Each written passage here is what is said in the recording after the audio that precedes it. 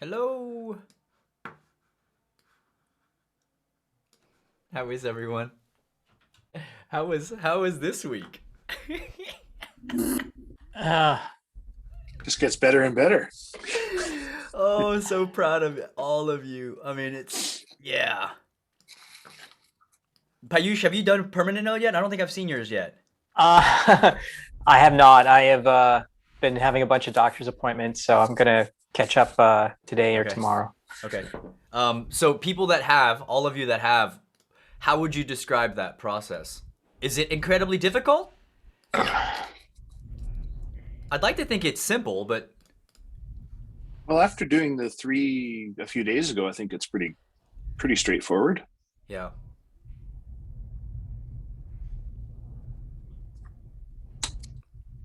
How about everyone else? Sorry, what was the question? Just how was it? What do you think about writing out a permanent note and adding it to a Zettelkasten? What did that feel like? What was that experience like? Mm. The writing was hard because I'm not used to writing, and that's a habit I'm developing. Mm-hmm. But it was, I couldn't have done it on my own. I was really glad that it was part of a community. Mm-hmm. And the putting it into a Zettelkasten, it didn't make a lot of sense. But actually, when I did it and learning and then watching your video and kind of figuring it out was really exciting. And it felt like really discovering. And I think it was much better to figure it out by watching you than it was by following a list of instructions. But that's just me. And Do you guys feel balance yet? You should. I feel completely unbalanced uh, after today. I feel really my mind's just totally spinning. I mean, basically, I put in the chat. I don't know.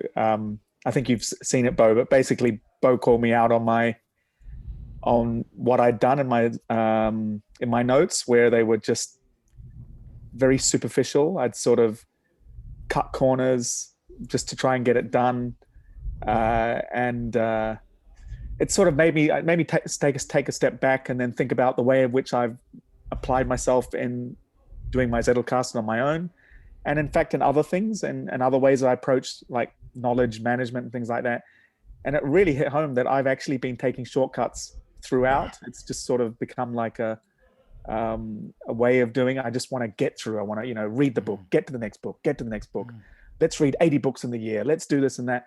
And actually losing so much and being aware of it on some level. But I just didn't think it would actually happen in this. And it basically, it was a microcosm of everything that's been happening. It was really quite confronting. Um, and even though I know what I need to do, it's still quite hard because I know I just need to fucking slow down. That's all I need to do. Just slow down. I just have this urge, like if I slow down, I'm not going to get enough done. I have to get this, I have to get that. And I think that's going to be my real struggle. Just slowing down and being okay. Look, it's better to do one thing right than to do 20 things, mediocre. I think Good there's a on certain- you, Doc. Yeah. It takes a little bit to get that out there. Good on you. Thank you. But I think that's the problem though, isn't it? Like we're conditioned for that. How can I make X how can I 10x my investment? How can I learn the five simple steps to master this? How can I do this in order to focus better? How can I be more productive? How can I do this? How can I do that? It's like it's everywhere.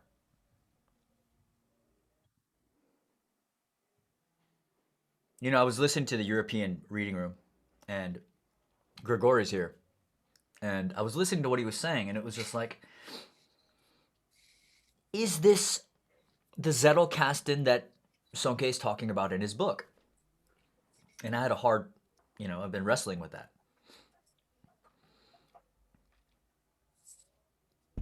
And I can 100% say that it is. But it's adapted. It's not adapted. It's evolved. It's evolved to include what Dr. K was just talking about. You know? It gives us a way to slow down, in my opinion. That's what I've realized. That's why I'm so passionate about it. Is because it's not the same. 1950s and 1960s is not the same. And maybe, maybe this is an opportunity to, appreciate that evolution. Because a fleeting note is a fleeting note that's thrown away. A literature note is a literature note that's added into the bibliography Zettelkasten. There's a lot of things that don't transfer over. And so if we want to be particular about it's got to be this way, this way, this way, then we also need to create another Zettelkasten for our references. And we also need to remember that if I'm going to read a book, how many books am I reading? Like, I've read through what people are capturing, and it's just like people are capturing 14 different ways and 14 different things. And it's like, just imagine, like, truly imagine, like, what kind of lifestyle was Nicholas Luhmann living? It was quite hermetic. And, the video that I posted on Twitter about, him going through, I'm not sure if everyone saw it, but him going through his physical Zettelkasten, I mean, it shook me to my core, because I would not want that today.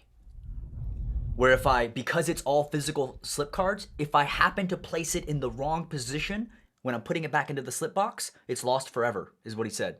I have to be careful, because I would have to be lucky to stumble upon it again. I go, I don't know if I want that. And then how do you deal with what Dr. K was talking about? Because that is the hardest part. We are conditioned. We are absolutely conditioned and trained to do that. Where it's, how can I get there faster? How can I just hurry up and get this done? And I don't think that's going to go away. Plus, can you imagine what he would have to go through to move a permanent note from one location to another? Whereas I wouldn't do this with our group graph, but if you have your own Zettelkasten, you could reorganize your permanent notes and say, well, this doesn't go under this. I want to move it over here, and I'll take all the relevant notes with it. And the same thing with, if you think about it, what happens when you grow your permanent notes page to where it's just unbearable? Say you have 500 notes in there, and you're like, I don't want this, right? You can take the entire branch, make a new page, and you're good, and just block reference that page. Or page reference that page. So the complexity, when it arises, you can handle it in the digital realm. You can handle it in Rome because of the granularity of the block. Whatever complexity is. And then also think about this, right? I know some people are like, well, I want to follow this to a T. And let me just show you something real quick. If you want to follow it to a T, you can. It's all very simple. Just share my screen.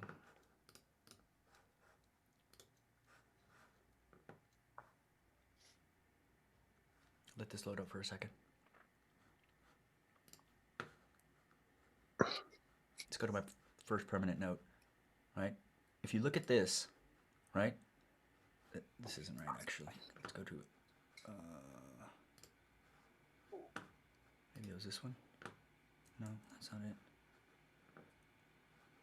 I think it was this one. Like, this is how I first laid out my structure, and this was following it to a T. Oh, why does it keep going to that? This, where I had the fleeting note here, right? But instead of one word, I added it. I had the reference note on the literature note block, because that's how they told you how to do it. The literature notes and the reference notes go into the reference index, or the reference Zettelkasten. And then I had the summary. This would actually be the literature note, and then the permanent note, relevant note. So the structure still remains applicable if you want to follow it to a T. Now the thing is, if you go to this and you could come in here, right? And let me zoom in a little bit so you guys can see. Right? And then say you trust in your Zettelkasten, right? And you're like, you know what? I don't need a reference note. I don't need a literature note. still functions the same way. And what happens if you want to project Zettelkasten? It functions the same way. And then if I shift click on this, you open that in the sidebar, you create your notes. Or say you're building a thesis, right? And you go, this is actually gonna be a permanent note for my thesis. And so basically, you have a project Zettelkasten following this simple lightweight structure where you just shift click on thesis and you start adding your arguments in that way. You know, but it's flexible and it's gonna pair to what you're doing. But I don't see any other way to slow down. It's too fast. Life is going way too fast. You know? Well, if I may, you slow down by choice. But you don't have to. But as Dr. K was saying, he's finding out that in his I guess in his speed, he's overlooking the reason that we are doing this. You know, because if you're going to blast through 80 books and you want to get, you know, say 4 or 5 permanent notes out of each one of those books, you're going to be jobbing it. It's like a full-time job for you. And it's going to be kind of half-assed because you're trying to go so fast. So I think it's like a self-limiting accelerator. You're like, hey, I want to enjoy the ride. Like for me personally, I spend almost all my time in the fleeting notes because it's fun. I go back and forth. And then when I'm done with my fleeting notes, my literature notes are just me kind of riffing with the author. And then once I roll in and I'm ready to add that into like I have kind of like a project Zettelkasten, and I'm ready to go. That part's, it's like running downhill. That's just my opinion. I got to say, the one thing that I find really interesting is you can not slow down and you can spend your life doing that and no one will ever know. And that's why I'm quite grateful for this community, that there was someone Oh my God. that was there to point it out to me. Because you can just go through life. No one knows. How do they know whether you slowed down or not, or, to what degree? I was very grateful for Bo pointing that out. And actually, when I watched that YouTube video, I was like, oh, he's going to say mine's fine. It'll be all right. And when he pulled me up on that, I was taken aback. But it was, I really appreciate that. It was, priceless. Well, it's You're gonna funny make me because I fucking watched cry, dude. yours to get to mine. I was like, oh, he's going to get to mine. Hopefully I didn't do the same thing. So it was great. Well, I think, yeah, Dr. K, what I hear you saying is that it's a choice, really. It's a choice to focus. It's a choice to go deep on a specific thing that you want to learn or understand. But you don't have to make that choice. You could go through life jumping from here to there, and like a lot of people do, because life goes on fine.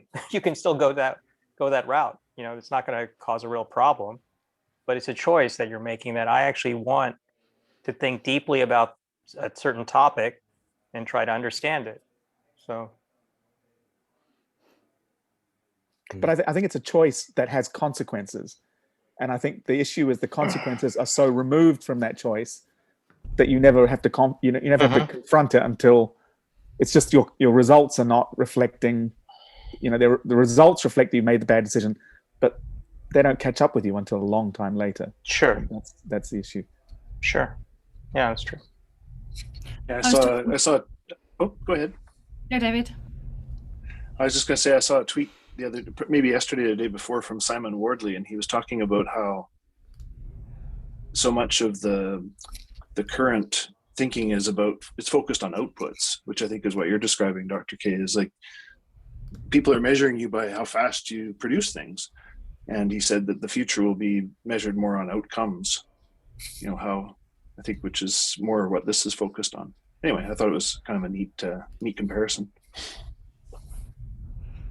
Yeah, I was chatting with Andre this week, and we were talking about how we're really good at squirreling and hoarding and reading 80 books and all of those things and having the ideas, but actually not doing anything with them is a waste, because no one else ever gets to benefit of it. And this process forcing us to do the work now, that one day will be able to be an outcome or an output that someone else can benefit from or learn from. But absolutely, Dr. K, I think we're in the same kind of line of work, and it's the short-term pain for long-term gain, and the dots just aren't connected. So we make choices today that feel good in the moment, as opposed to what's for the long term. And hearing you guys and seeing the benefit of I think the beauty I've appreciated this week is 2 days ago we didn't have a Zettelkasten, and we've all done a little bit, and together suddenly there's a, I don't know what the critical mass is, but it's like, oh wow, like, and it's like, I know this isn't mine, this isn't my Zettelkasten, but it's helping me appreciate how mine will work before I get to the point that mine will work. So I know, so I'm excited. So it's like, it's motivated me to keep me on that journey, and it's such a gift to be able to do it together. So that I do have to state that as well. I mean, I think I talked about it a little bit in the videos, but it's like, it's not going to feel the same until it's all in your words. But to be able to imagine what that feels like is sort of what I'm hoping to make that feel like, and then also practice like what happens if you try to break it this way or break it down this way. But it's when you see how it all happens, and if you can imagine that it is you. I had an RBC 3 graduate who just typed into the relevant notes graph, and she was like, I hate critical mass. 40 notes. The reason is she forgot the note, and it surprised her. And she was able to see her thinking.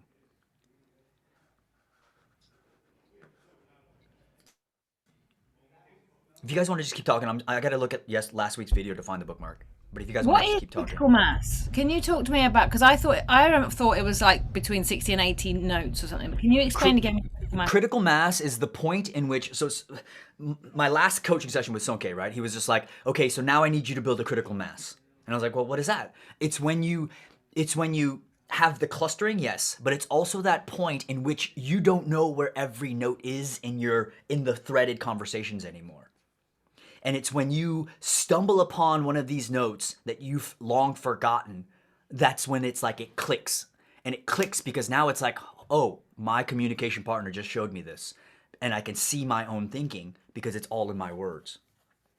Is that clear?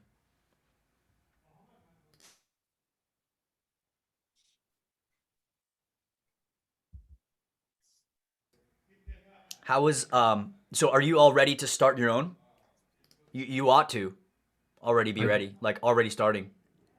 Reading the book? What is that? So, what are you Reading saying? the Read book? Oh, no. I mean, if you've already done your permanent note, I mean, the ones that I've checked, like, you guys ought to be creating your Zettelkasten. Yeah. Dr. K, I you have too. that in a project one as well, because for some reason I thought it'd be fun to start an MBA at this point in my life, which is a big mistake, but whatever.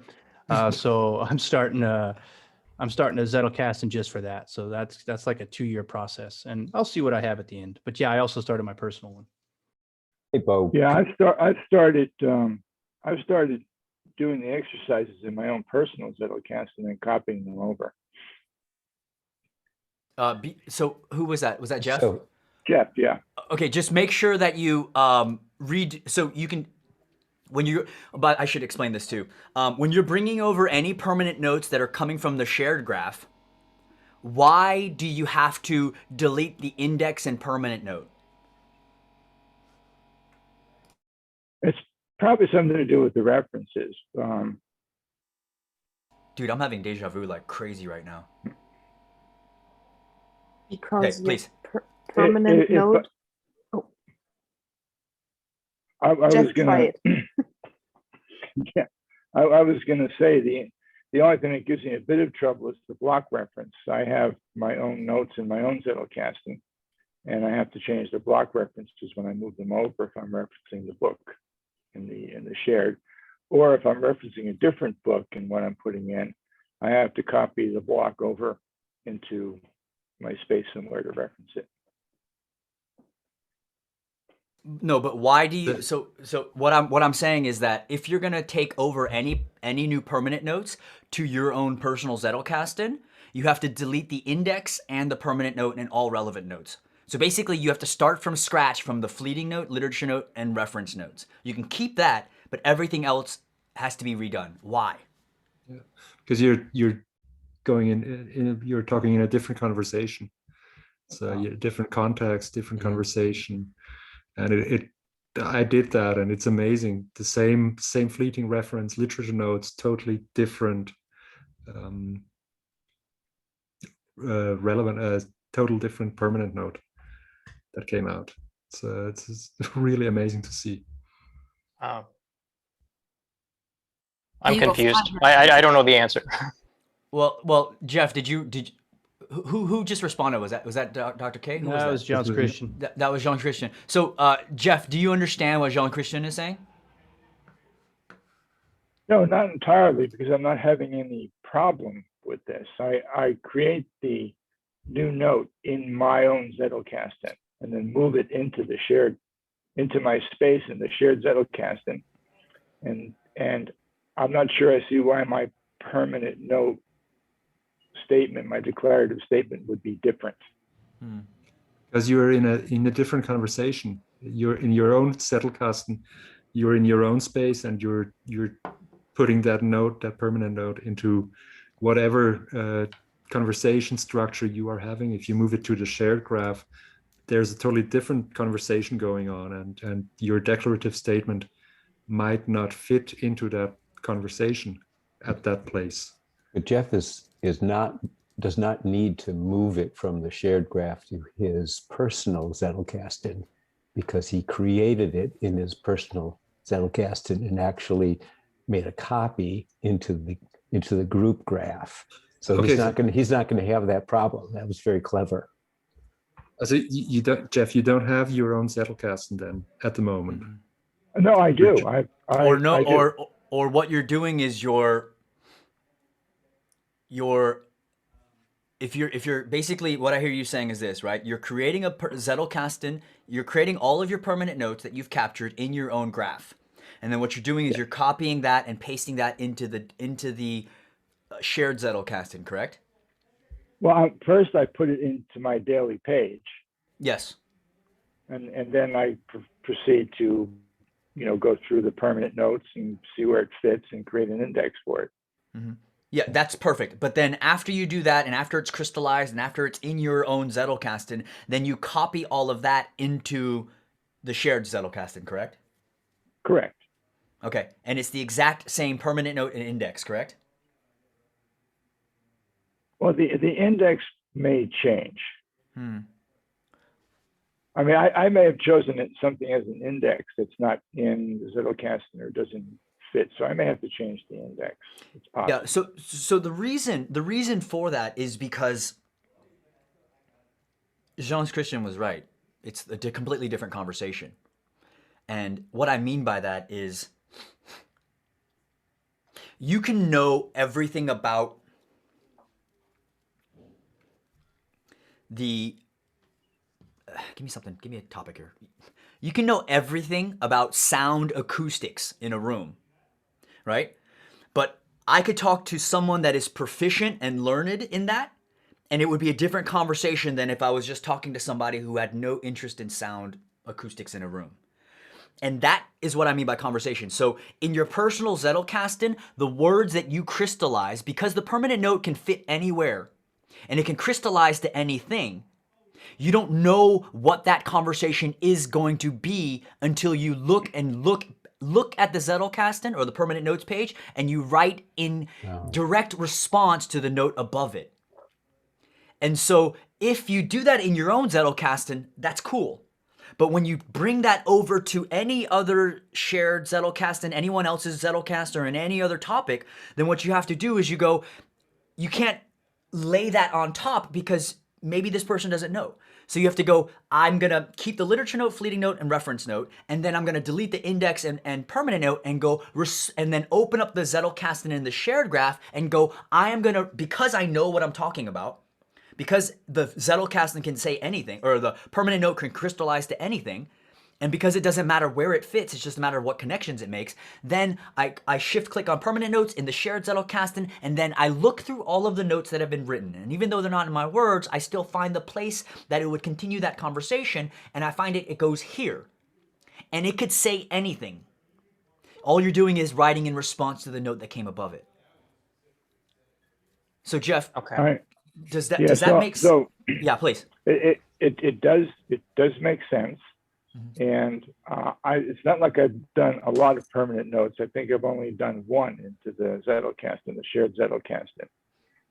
And I looked through and read the notes, and I put my permanent note where I thought it did speak to the note above. And maybe it's just coincidence, but my index was exactly the same. I mean, I didn't have to change my index to do that. So I understand your point. It could definitely be different if I had to fit it into a different conversation. But you know what that reminds me of? It reminds me of when you meet somebody, and you know when you meet some people, it's like you're in like a social engagement, and they sort of like when they ask you like, "Hey, what do you do for a living?" They just kind of go blah da da da da da. They have their little spiel. And it's like, that's what I kind of hear you say. It's like, it's the spiel, but it isn't necessarily like, you know what, I'm really struggling with this. You know, it's not authentically whole. And so that's the only thing I would encourage you to do, to think about is, you know, if it's going to be a spiel, that's fine. But I would much rather have the whole. I would much rather have the whole, the authentic. Go deep. Perhaps I can add Please. something to that, because I think what Jeff he was like doing in his own Zettelkasten, something that is very similar to what the shared Zettelkasten is right now. For example, I did a fleeting note about something highly scientific, and then the next day it was like, oh, now integrate that fleeting note into the shared Zettelkasten, and I was like completely confused. I was like, how am I going to put this thing now into this conversation? I could have just like started a completely new thread and say like, okay, let's talk about science.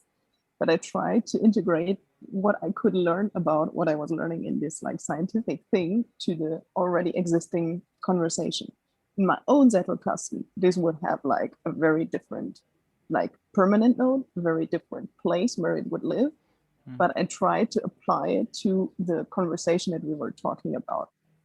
So I think if the notes that he was taking were very, how do you say, they were very like the same thread of conversation that we were having in the shared Zettelkasten, he can do that because his permanent note could totally like be the next sentence in this very conversation.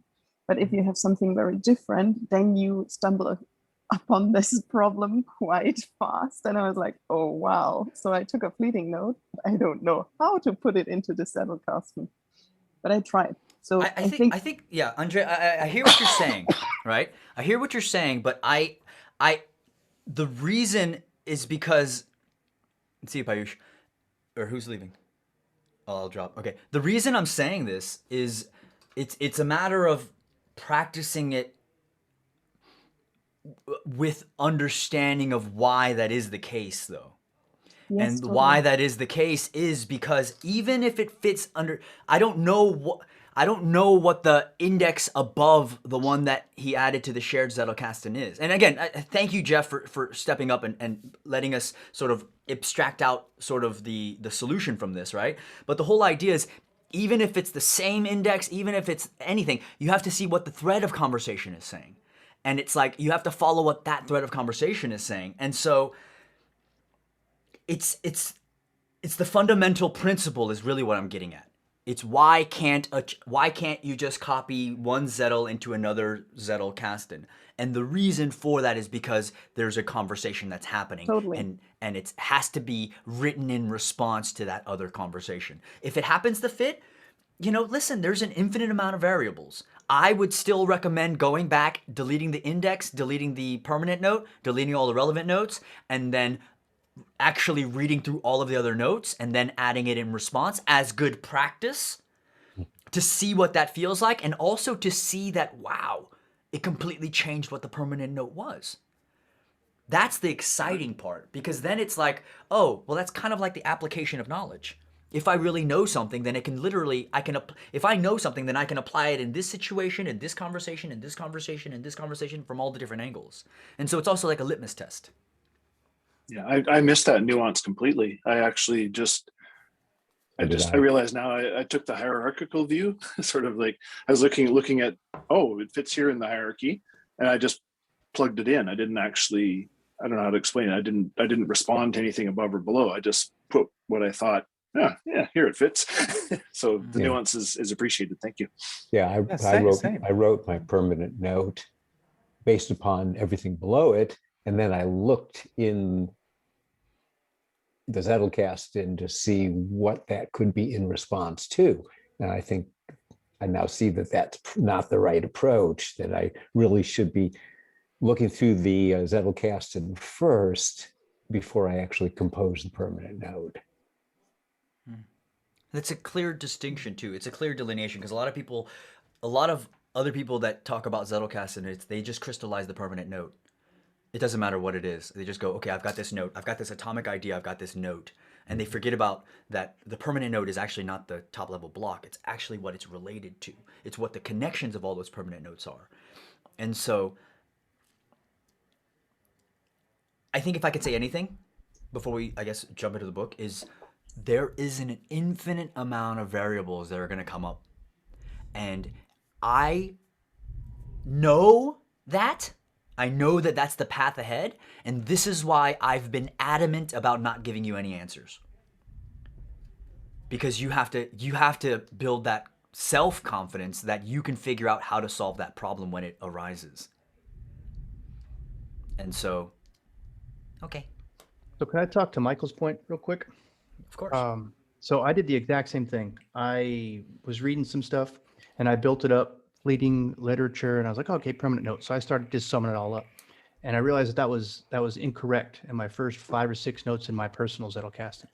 So then I realized that it was fleeting literature. You have this good idea, figure out where it goes, write your permanent note, and index accordingly. And then I was like, oh shit. And I said that, pardon my language. It's like, these are all interchangeable. So I had like 6 in there at the time. So I took all of them and I deleted all of the permanent notes in my little made up Zettelkasten, right? And so with all of the permanent notes deleted, they were all individual thoughts again, still thought out by me. They still had all my feeling in them. And I just plugged them in differently, like little Legos. And it was a completely different conversation. I was like completely, it was mind blowing. I mean, if I wasn't in a chair, I would have fallen over.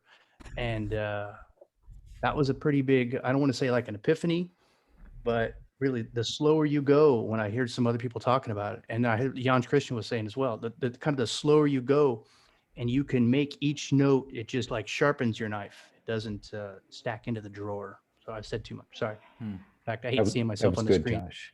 Yeah. Good. I think that's really good. Yeah. Because I also noticed if you don't do that, you just end up with a few buckets and they're just separate and you go, what is this? I could have just used folders. You know what? Another mistake that I've seen people do is, they jump in and they're making their own Zettelkasten, and they categorically sort of go, okay, this is going to fit here, this is going to fit here, this is going to fit here, this is going to come up as well. And so it's like, you can't know what category that it's going to fit under as you're doing it. So you don't know what the index is going to be, is what I'm saying. And it's like, you don't know until you open your Zettelkasten in the sidebar, your permanent notes page in the sidebar, and then you finally go, let's read all of the notes that I have. And if it's your first note, then it's you look at the Zettelkasten and you go, hey, there's no conversation going on right now. I need to create a broader topic of what this is. And as I crystallize this into a declarative statement, it's going to be, of course, it's going to be broader than if it was 5 levels deep. Because by that 5th level, I already know all this. Now I can get even more precise. And it's just be wary of the top-down creeping in, and be wary of thinking about like, okay, oh, I'm working on this, I'm reading about this, I'm thinking about this, I'm abstracting in the fleeting literature notes, and it's like, oh, I know where this is going to go. Because then you're going to end up with investments, crypto, productivity, and it's very, I know where this is going to go sort of trend. But the thing is, if you allow it, right? If you allow for your conversation partner to organize it for you by opening it and then not knowing what you're going to write until you do it, you're going to be surprised that it's going to show you what your interests are. You're going to be surprised that, holy crap, I do care about investment, crypto, and productivity. But you're going to realize that after you've made 20, 30 notes and you go, wow, it's really reflecting what I care about. And all the different source material is going to be varied. You know, you're not gonna know if you're reading a book on, I said it in one of the videos, if you're gonna read a book on atomic habits, it doesn't mean it's gonna deal anything with habits at all. It could be about family relation, it could be about religion, it could be about anything, spirituality. You don't know where it's gonna go until you, and then I think that's a perfect, I think the beauty of it is that's the litmus test. Because if I've done all this work here and I see what the author is saying, then I know enough about this that it could literally fit anywhere. I understand it enough that I know everything about it, what this author is saying, that it could fit in any conversation. Which conversation do I want to continue? I hope that's coming off clear. And what do you do if somebody else is giving you like the basic structure of the conversation you need to have? For example, I'm doing one for my master thesis right now, a project Zettelkasten. And for me, it's, I have to talk about this and this and this. And it's not enough to like completely go over one topic within one sentence. I need more to talk about that. So I now have like two project Zettelkastens. One is for my master thesis, which is kind of top down. And the other one is just like reading about one topic and just going wild, like how it emerges. I just do it like that. There is no structure, like top down structure. But what do you think if you have to do something top down? Can it still work? Because right now it's working for me because I can see where I have to still do more reading about. I think that level of complexity, or it's not even massively complex, but you can layer it on top. And so what happens if you have a page that says project, let me just share my screen.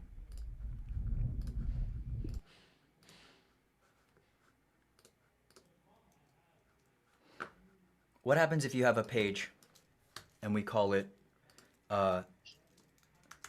thesis, right? And then I shift click on that, and basically you started here with point 1, point 2, point 3, and then you were adding, and then basically I'm just on the fly thinking about this, right?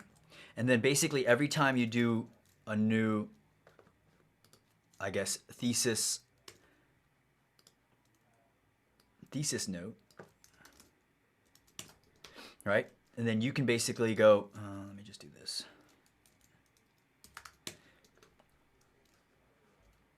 Basically, you write your new point down here. Yes. Supporting evidence. Yes. Right? And then you do the same thing for point 2, and you can even thread that down. Evidence to support the supporting evidence, right? And then basically you just bring over this underneath here so it's still connected, and then you crystallize this as evidence, crystallized evidence. I know it doesn't, I don't care. Something like that, right?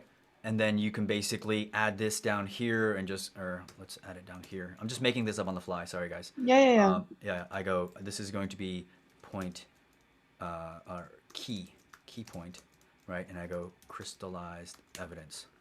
Yes, that's how I'm doing it. Yeah, it's the exact same thing. But the thing is, it's the exact same thing. And then you can easily see what the evidence is or whatever that looks like. But it's what you're doing in this project Zettelkasten is I have a time frame that I need to hit this by. Then I can easily just come in here and know what these top things are. But the only reason that I don't mention this now is because it's easy to want to have your Zettelkasten be like this, right? And let me go to Twitter. This is my to be project. honest, I have much more fun with the other one. Yeah, because it's, so basically none of these actually have any reference notes. It's all just me, right? These are just my thoughts, and I don't even abstract on it. But basically I have a project Zettelkasten that follows the same structure with the same ideas, but instead of calling it Zettelkasten, I call it Tweetstorm. But you'll notice that none of these are connected to the actual Zettelkasten. And the reason that it's not connected to the actual Zettelkasten is because then it's going to dilute. It's going to dilute this formidable dialogue partner. But what you can easily do is this. Say you have this idea here, right? And you're like, let me open this up, and you go, oh crap, this is a great idea that I want to think about, right? You copy that block reference, Yeah, and make your go own back like to your, and do go it back as to, like the reference. exactly. Yes, I do the same. I do And the then you same. just add that here. And now you're using the work that you've already done to now add this to your permanent notes. And it's the same thing. You can pull in this evidence here, and you can pull that in and copy that block reference and have that here as a reference note, whatever that looks like. It's just the flexibility. Okay. But again, I do have to explain that the only reason I don't talk about all the rules that you can break is because it's easy to just do that and miss out on what you're doing now. Yeah, You know? totally. And I enjoy much more just doing it like growing it organically without having this like top-down structure. Oh, I still have to find another point, another argument, another reference to support my key points that I have to hit on the master thesis. Bo, Oh, how do have you you- decide? Sorry, how do you decide what's a project and what's in your Zettelkasten? Like, Well, in the book, he talks about it's either time-based or it's non-reference based. So everything in my TweetStorm Zettelkasten or whatever, it's just following the simple lightweight structure, but I don't have any references. It's basically my diary. It's literally it's voice memo recordings that I just pasted underneath fleeting notes. I have the literature note is going to be the link to the auto record, or the reference note is a link to the auto recording itself, and then I just crystallize that thought into a permanent note. And the only reason that I don't want anything that it's just my thoughts into my Zettelkasten yet, because Lumen did that. Lumen would just go from fleeting to permanent. That's fine. But for me, I want to build as strong as a dialogue partner as I can. I wanted to make sure that I built the strongest argument possible, the most unbreakable, formidable dialogue partner. And so I wanted to make sure that I always had evidence with every permanent note. But the only reason, and you can do that. If you trust in this system, you can do that right now. The only reason I don't mention that is because people are liable to just do that and start archiving. Do you see what my fear is? Oh, have you heard about the concept of shuhari? That's something that comes from martial arts. It describes how a student of martial art learns. Basically 3 phases: shu, ha, and ri. And shu is it's translated by protect or obey. It's the traditional wisdom, learning the fundamentals, the techniques, but not questioning them, not deviating from them. And when you have learned that, you can detach or digress. You can break with the tradition. And the final stage, ri, is you transcend. Everything becomes natural. You don't need the rules anymore. But you have to go through these 3 phases. That's what I want from you guys. That's what I want for you all. It's just my fear has always been like Dr. K, you're not the first to feel what you're feeling. Like it happens every time. And it's like, I know how easy it is to just go on Twitter and go, look what someone else said. So easy just to read another article and go, look, this is the 5 easier ways to the Zettelkasten. And it's like, I can't argue with that. But Jean Christian was exactly right. You're supposed to break the rules. But you have to learn them first. Yeah, that's what it is. And so I made sure that you did everything. I wanted to make sure that you abstracted as much as you could in the fleeting notes, which was all the guided writing exercises were. It was just to get you habitualized, to get you ritualized to what it feels like to spend 40 or 20 minutes just writing about yourself and thinking about it. This is the shoe likened that stage. to music. Oh, sorry. Go ahead. Yeah. No, please. No, we had likened that to music. I want to say about 2 or 3 weeks ago. We were talking about learning basic, musical theory, and then you go through structure, composition, and then it's only once you've mastered everything that you can, move into re, like they were saying, where you're improving. So you're falling back on, and you're standing on the shoulders of giants, as I think Russell put in one of his passages. So yeah, That's kind of where I feel we are. Well, it's where I feel we're getting towards. I'm not there. It'll be another year before I'm there.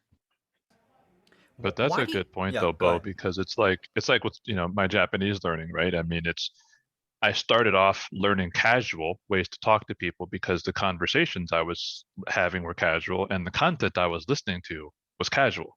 But then when I spoke to someone who was older than me, it was a hard habit to break, right? So I get what you're saying. Once you learn the proper way to do something, it's easier to step down from proper to improper than it is to go from improper to proper.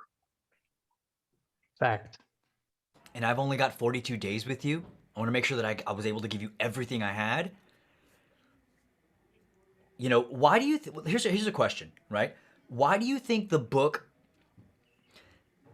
is how many pages, right? And how much of that is actually dealing with the how? How much of it is actually like, this is how you do fleeting note, this is how you do literature note, this is how you do permanent note, this is how you do relevant notes. It's literally like 2 paragraphs, 3 paragraphs. You know? Why do you think that is?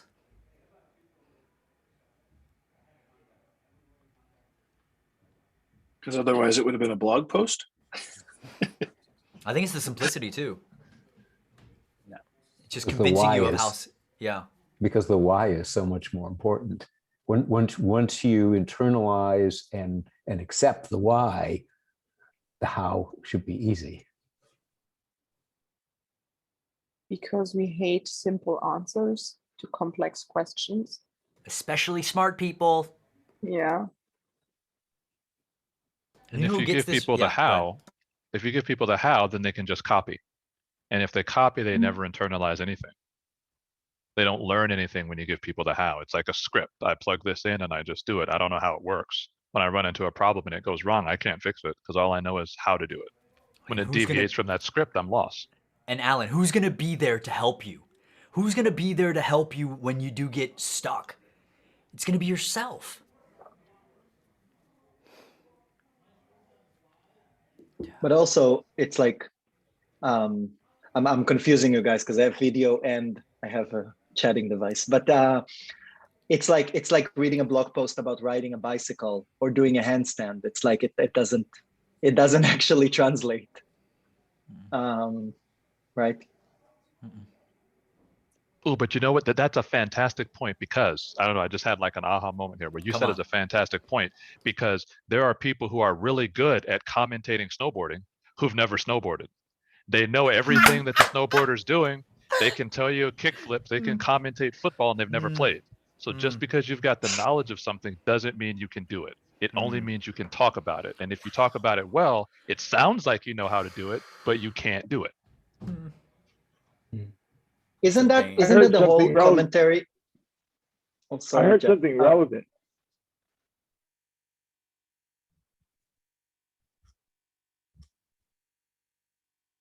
Can you repeat it, Jeff? I didn't hear it. Yeah, I heard something relevant today. Was this conversation just reminded me of? Someone said to me that the difference between, if you're confused between education and training, think about the difference between sex education and sex training.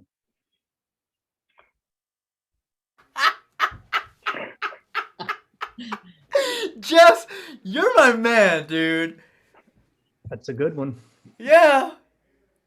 You know, you're telling me that I can, man, because I'm like, I've got to be professional, you know, and Jeff, killing it. Please, sorry.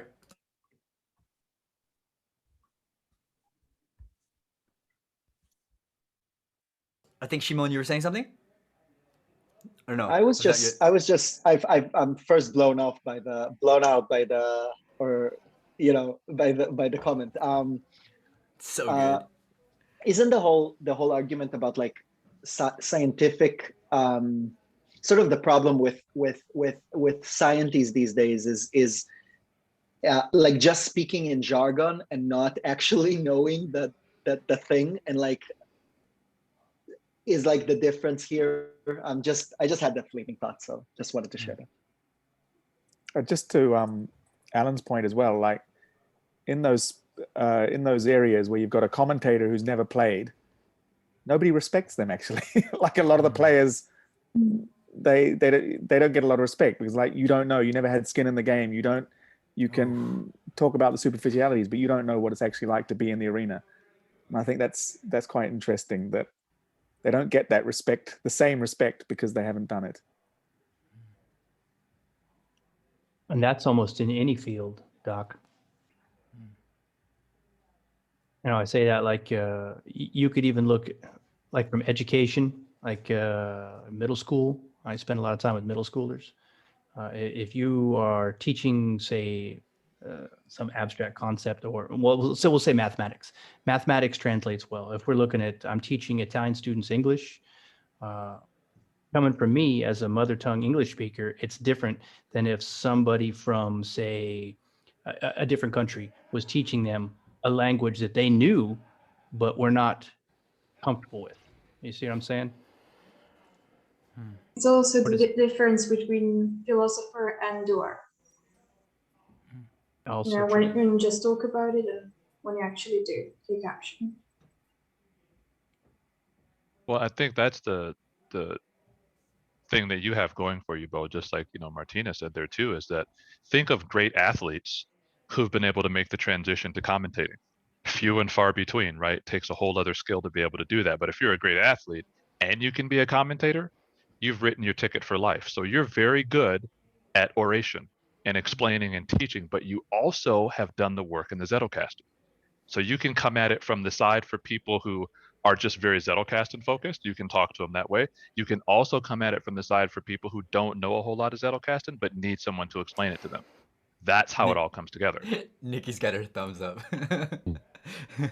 I didn't even know what Zettelkasten was. I came here because I'm going to start a course in September, and I thought it would be good to learn how to take good notes so that then I could do really good work while I was doing the course. And I wanted to learn how to use Rome. I'd never even heard of a Zettelkasten. I didn't know what it was. Didn't have a clue what most of you are talking about. And I'm loving it right now. And I never even knew I could write.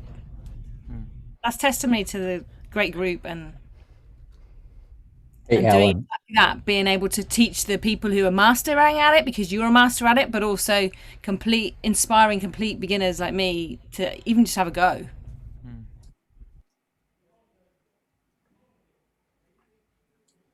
Mike, you're going to say something? Oh, just for, one name for you, Alan, Tony Romo. Yes. Yes. He was able to be an athlete, world-class athlete, and then also a commentator. And one of the best commentators ever. Yeah. John Madden. Come on, guys. Okay, that's true. John Madden. That's right.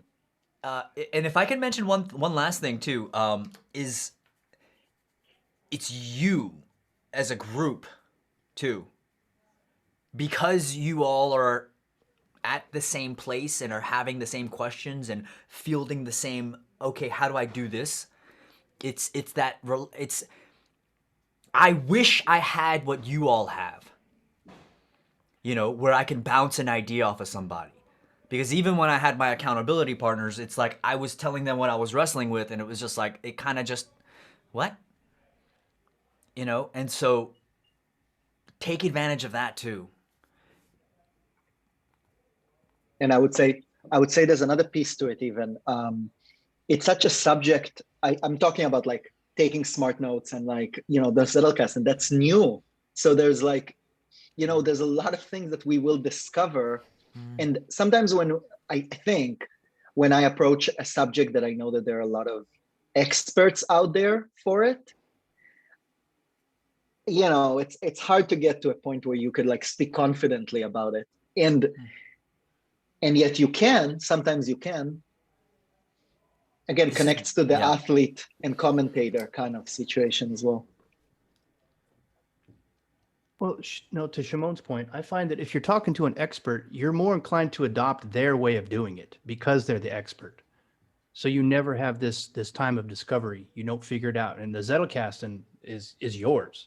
The way I want to do it, it's mine. I mean, Bo has his system, and we can take pointers, and we're kind of swimming in his direction. But in the end, it's my Zettelkasten. I would say our Zettelkasten. I mean, the royal we. Yeah, and don't be intimidated, Shimon, because you know, people study one field their entire life and they still don't learn everything about it.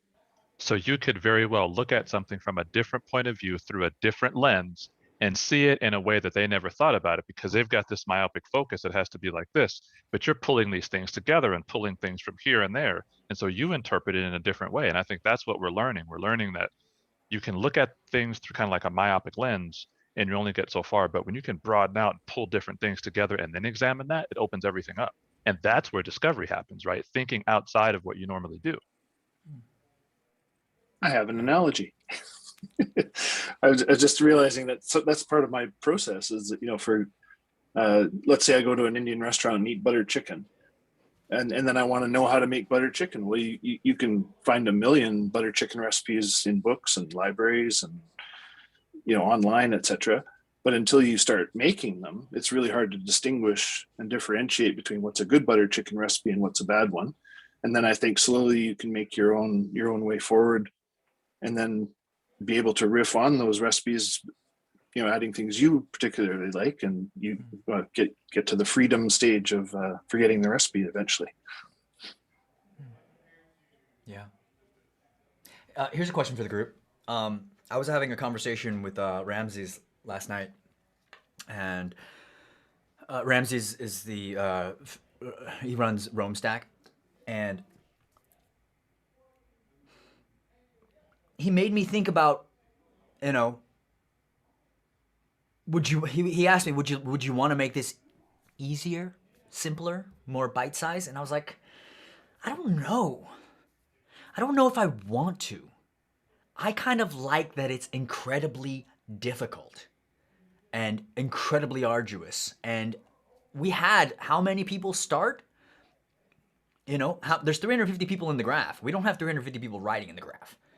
You know, and I don't mind the drop off, but I want to hear from what you all have gone through and where you are now.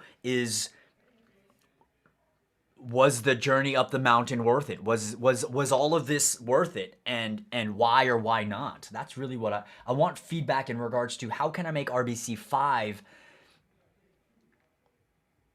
not better, but how can the next iteration be more polished? And my metric is not how well it scales. My metric is getting to this point, is getting to that point where you've mastered Shu and you're ready for the next stage. I feel like the this week here, even though everything has sort of climaxed on last Sunday, there was a lot less energy in the graph and in the writing. Yeah, and it took me more effort to do the things, and there was less. It was like, I think you said jump or something like that. It really felt like that. There were a lot of the rails and the hand holding and so on were off. I'm not sure if that's a good thing or a bad thing. It's just an observation. The other thing was the Sunday video, the live video where everything was put together, was a hell of a lot of information, and it I don't know, maybe that could be divided into 2 or 3 smaller steps during this week, which would lead up to the shared Zettelkasten coming up now. Just an idea. And the 2 last guided writing exercises, the where do you find information and tracking, didn't do it for me personally. It was like they didn't have the same depth to them. But I mean, I leave that to you, how to break that out, the whole thing up into smaller sizes. But that's how I felt, basically. I need a snow day. You know, that like last week was so dense, and I'm still trying to process it all. And I'm really cognizant of the fact that we've got, what, 10 days left. And I'm thinking, okay, how am I going to get all this done and process it and make sure I understand it? And before we get to that 42-day mark. Like that is just looming. And if we had 1 week where we didn't know, but it was like, okay, it's a snow day, just go back and redo what you need to, or a day off, a week off, whatever, that would be really helpful. I've got like one idea. Oh, sorry, go ahead. Oh no, go ahead, Alan.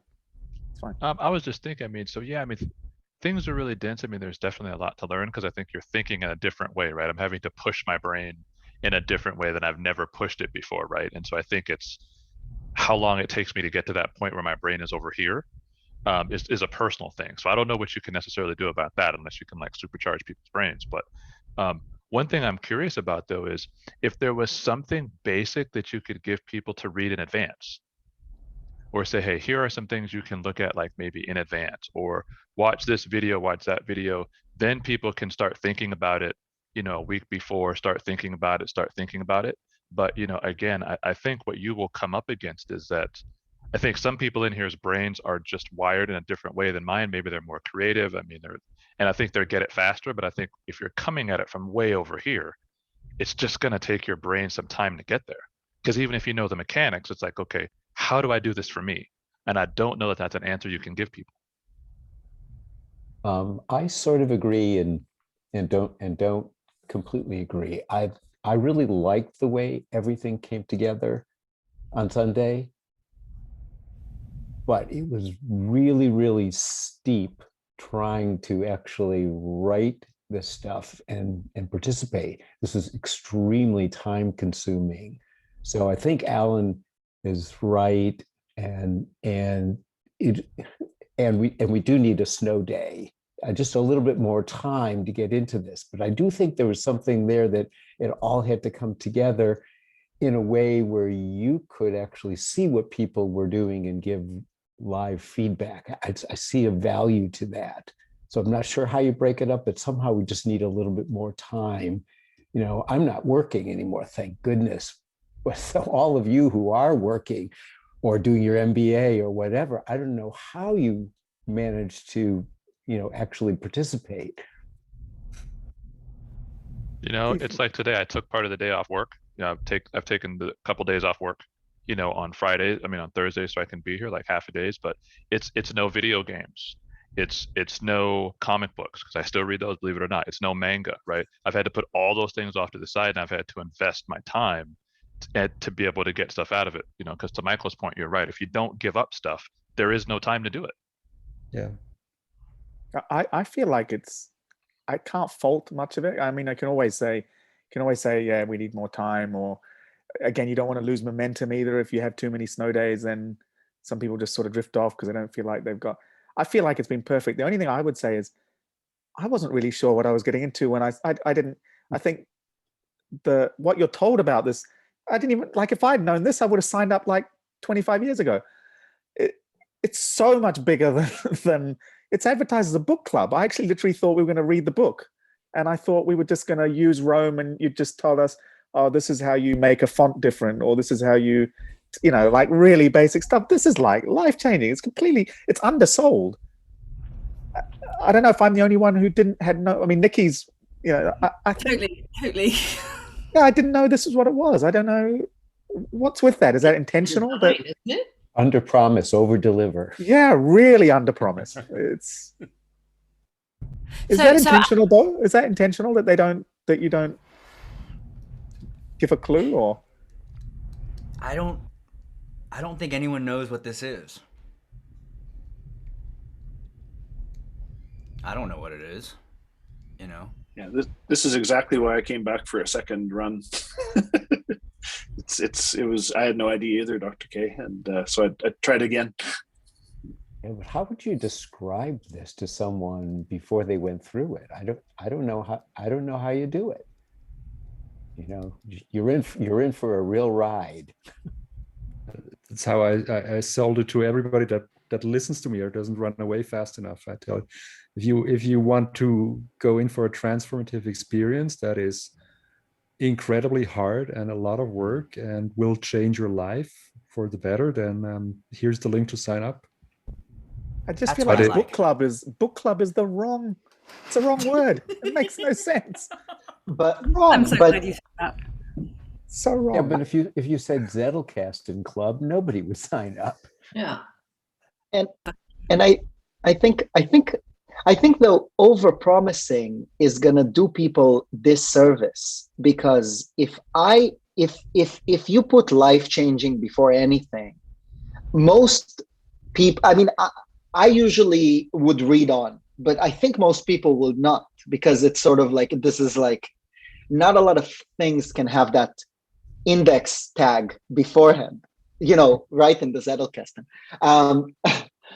My experience was one of a class. I sort of, we've lived a few months with my girlfriend's parents, and her mom, who's retired, 2 classes, and this how they went with homework and with, and it was really fun to take a class as a more adult, yet it's not advertised as a class. And I took it with the same importance as a class and actually did my homework, which I didn't used to do in school. And, needed to carve out a time in my day to do this first thing in the morning, because otherwise it's not done. And interestingly enough, and I have some advice, or some feedback, which is, we've built a lot of the work in order to create a permanent note and do the work, but suddenly from that to the leap was suddenly rushed. It would have been really interesting if we would have created a permanent note and then somehow used it in a shared Zettelkasten, even with the process of like, okay, now name as an index and the actual permanent note in conversation with, let's say, your accountability partner or some, like, another little step before we suddenly saw a Zettelkasten formed. I mean, I didn't get overwhelmed from it because I already was invested day 30. I mean, nothing is going to overwhelm me more than what I've already been overwhelmed. But even that slight step would have been really interesting, because I'm still struggling with like how to actually put the index and then the crystallized thought with conversation. I'm still catching from bits and pieces from people around here. And I leave you all with a little bit something else completely. Zoom got upgraded. So if you're on the computer and you have gallery mode open, you can move the tiles, the little rectangles, you can move them around now. So that's it. Hope you got me. But that's... Yeah, can I jump on that one? Because I think kind of picking up on all of them, I think I underestimated the amount of time that it would take, because I think, like Dr. K, I didn't really know what it was. So as a book club, like, it's gonna be an hour or so a week, that's fine. But it has so much potential, and your enthusiasm and everything. I've been committed and I've kept up with the work on purpose. I'm eating, sleeping, drinking, thinking about fleeting notes and permanent notes and where they go, and processing and stuff, which is great. But if it's like, if there's a big 2-hour video to watch tomorrow, and I know you probably didn't know that at that time when you did it, but if you know that's coming, then some pre-warning, like it might be worth you blocking out some time next week, because we're going to be doing a big one. That would be really helpful. I think one of the things for me was that I really wanted to I did the daily work because I wanted to get into a habit of doing daily writing and daily practicing, and to try and stick to it, basically, because I knew I wanted to develop this, something, even though I didn't know what it was. And for the same time, if the videos are available at the same time every day, I think that would have really helped me, because I sort of would get into a rhythm, and then I'd get up really excited to do it, and it wasn't there, and I'd be like, oh no, and I think I was chasing you going, Bo, where's the video? And you're like, I'm working, and I felt bad for hassling you, but it was like, then there was days where I couldn't, that time allowance was gone. I had to get back to work, and then it was like really late in the evening, and I knew it wasn't my best stuff. So if it was available at the same time every day, I think that would possibly be helpful if possible. And I think the accountable buddies, I think if you could engineer that in sooner, like the writing exercise where you got those who did know it helping those who didn't, that was really useful. And just, I've joined up with buddies this week, and it's been so helpful to figure this out together, and we're telling each other what we think, and that is huge. And I would say if you could start that earlier, then I think that will also help build on it. But I think absolutely what everyone else says is brilliant, and I know I will continue beyond the 42 days. I'm gutted there's only 10 days left. That was a shock to me, hearing that out loud. But if you'd done it any other way, if you'd made it easier, I won't be able to sustain it afterwards, where I have much higher hope that I could sustain it now, because you've done it so well. One thing I'm worried about, Bo, is I mean, just thinking about it. So I've compared you to Kevin Flynn a lot, right? I mean, Tron, the grid, this guy who kind of built this whole system. You know, with Kevin Flynn, the grid got so big he had to clone somebody to take care of the grid when he was away, right? So I guess my concern is I worry for you because you are doing so much stuff between new videos and lessons and being in the graph and coaching and answering questions and making sure everybody's on track. I mean, at some point, this is going to scale. It's going to get too big. You're going to have to clone yourself, right? So you're going to have to bring somebody up who can do it the way you do it, with the enthusiasm that you do it, if that's possible, to be able to do some things over here while you're over here, because you're only one person. Well, let me address that, because that presupposes that I want to make this my career path. And how this all started was that I figured this out, and then Matt McKinley was like, why don't you lead a book club in January? I didn't want to, but I respected Matt McKinley, and I ended up doing it. I don't see this as something that I want to do for the rest of my life. Like, I enjoy it. I'm having fun. I'm passionate about it, but that's not it. It's like, I just happened to figure it out, and then I was just like, okay, well, give it away. And I want to go to Texas. I want to go to the University of Texas, Austin, the Harry Ransom Center, which has the largest American playwright archive in the world. And I want to study all the napkins that Tennessee Williams wrote on, so I can figure out how he went from this napkin to the play, And my Zettelkasten is hungry, and I want to use it. I don't want to just teach it, And I look at it like it's simple. Someone one day is just going to figure out how to explain it super well, and that's fine. It's not a difficult thing. All it is just it's very simple. And so, if I was looking to scale this, if I was looking to, have a career on this, then I would be looking at it differently. But this is a moment in time, and I'm appreciative of it. Yet I also know that I got to use it. I want to use it. I've already got glimmers of these things that are like popping up to me because I have my notes. And I feel like, what better way than to lead by example and actually using the information that I'm writing down, and having the insights that no one else can. And so yeah, I mean, that's how I look at it. And I think you could if you wanted to. I think if you wanted to have like an intensive session, like on a weekend or something, that just focused on the how for people that don't have the time, where they could get started doing something, I think you could do that. And I think the book club could be okay. You could do that. I'm not Bo Hahn. You could do that. It's a simple structure, bro. No, I think you sell yourself short. I can't put into words. I mean, I've heard people say magnanimous, right? I mean, there's something about the way that you're invested in the way you do things that can't be bottled, right? I mean, you're a unique person. That's why we're all here. How long has Zettelkasten been around?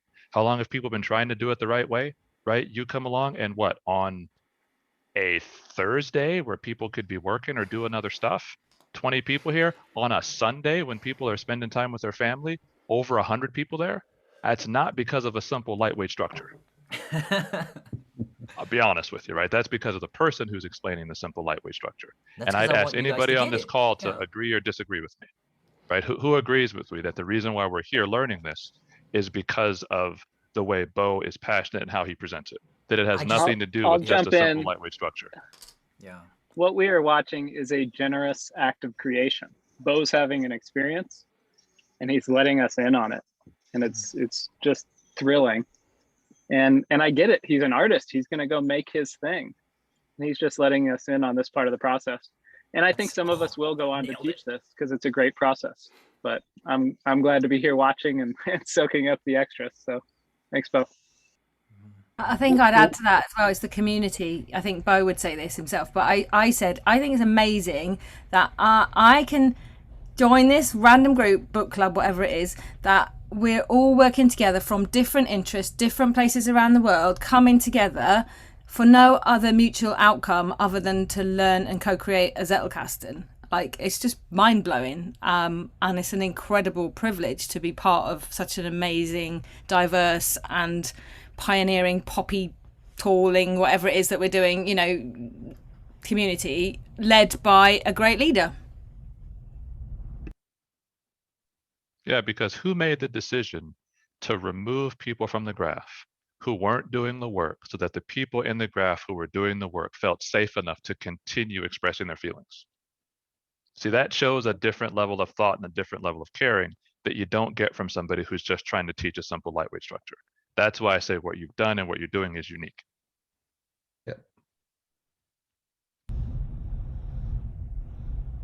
Yeah, I would say if, oh, go ahead. I'm sorry. No, you go. Okay, I'll paper rock scissors you for it. I would say that yes, Bo is a fantastic sharer, and also what Dave was saying. What is transmitted to us or to me is that he is giving. There is no expectation that I give him anything except for, hey man, rock on, solid job. That is genuine. Period, and we'll put that aside. Again, thank you both. You're in the top left next to Shimon now after he told me I could move the blocks around.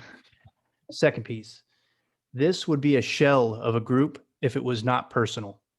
And I say that it's kind of a weird thing. I'm not a super personal guy, especially I'm just not. But when you're sharing, you know, you're very vulnerable about areas that you're maybe not super comfortable being vulnerable with, even by yourself. And then you're giving it to these people, but everybody shares that together. And I think from that, you get this magic. It's like this unnameable magic that really makes this special. So there's my two. If I could add, that was great. I heard that there's going to be RBC5. And then I heard Bo is giving. And then the question is there something you need? And it's not like we're going to give or like as that way, but like, how can we make RBC5 better in the sense that there's going to be an RBC5? And that's like, I don't know where you're going to be in 5 months, in 6 months, in 2 years. And I hope that it's going to be where you want, but we do know that in a month coming RBC5. So that's, if anything, if at some point I hear something about that, I would love to read more about it and know how to help. There's a small alumni group from RBC3. It's called Relevant Notes. We're currently in a shared graph. We're probably around 12 people that are actively writing in there every day. And we're on the frontier of what networked thought looks like.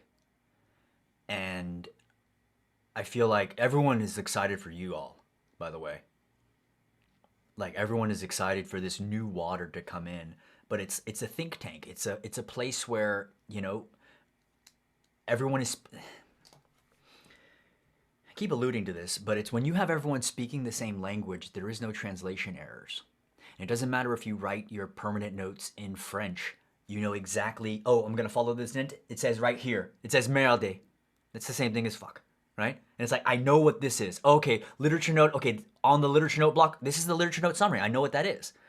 And it's this idea of, if you can have everyone speaking the same language, what can you do with that networked of thinking? And it's the exploration of that. And they're the ones that are sort of, that they've come together, like they do most of the writing.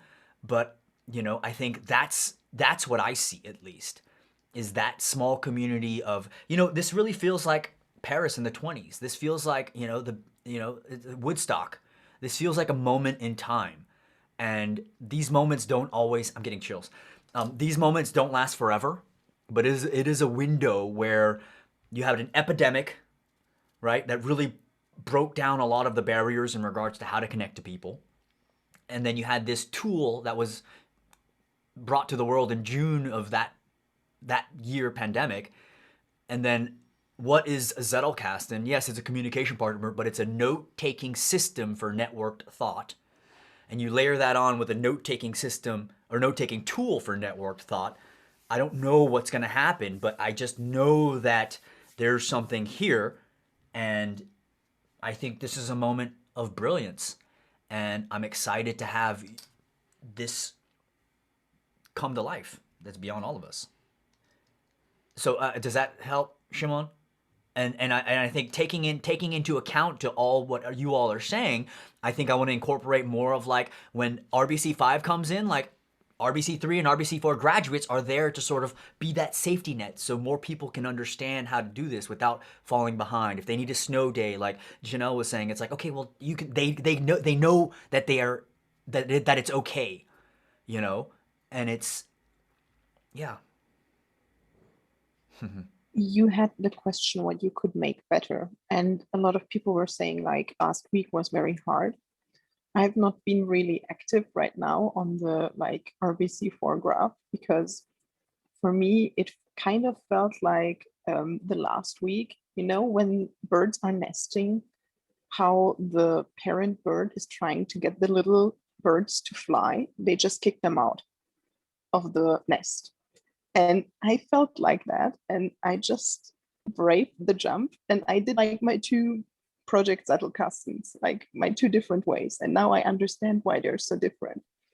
But so perhaps this is like, you know, we have to be brave, and I know perhaps I will have to start completely over, but my notes are still there, and just changing the permanent notes and the index, that's not a problem. I can do that. No worries whatsoever. So I think like perhaps just also give the nudge earlier to people, like if you feel safe, just try. You will fall, no problems, just try again. So I felt like that. And so now I'm outside of the nest and I'm not as much writing into the graph because I feel like flying in my own graph. Yeah, I'm kind of like, what was it? Woodstock with Snoopy. I'm flying like this, like in circles, and I'm going back, and I'm still flying though, but it's not quite right. Yes. But I'm still going there, you know? Another little idea for improvement. Yes, Grigori. Yeah, I was thinking about separating time from content. Everybody said that timing is difficult because this week in particular takes up a lot of time. So you probably want to make time a little bit more predictable, but keeping content unpredictable. So don't people what they will get, but you probably want to tell people that this particular week, for example, will be intense and it will require like 3 hours per day of your time or 4 hours per day, and tell them from the get-go. And probably another idea, probably there can be two different paths. Like if you have 4 hours per day on this particular week, you go this way. And if you don't have 4 hours per day on this particular way, you go another different way, different path. Something along those lines. You know, RBC3 got to where you guys are all at now a week before. And it's very unpredictable what each group is going to do, in my opinion. Like the group tells me what to like prepare for that day. And so day 28, someone just randomly made a permanent note on the daily notes page. And then 2 other people did it. And by the next day, we had like 25 and then 100. And it was just like, okay, I'm letting go. And so maybe I was getting too comfortable in the beginning. I don't know. Anyways. I should have kicked you out of the nest earlier. That's what it is. But I think personally, and maybe it's just because I was a normie or newbie or whatever I am, I think the pace has been right for me. Like I felt stretched, but not to breaking point every single session and every single week. I think if you'd have gone faster, I think I would have lost it. Like my brain was melting on Sunday. It felt like 10 minutes went by and it was like 3 hours. And again, it's like, it's going past too quickly. And that's why I was like, oh no, only 10 days left. I want more. So there's a tension to manage, not a problem to solve there. Okay. Okay. I say, do you want to read? Do you want to keep talking? Does anyone else want to discuss any problems that they're having with the creation of the permanent notes? What do you guys think? I'm taking off because I'm tired. Yes. Thank you. Thanks. I'll be watching the recording. Yes. Ciao. Take care. See you in the graph.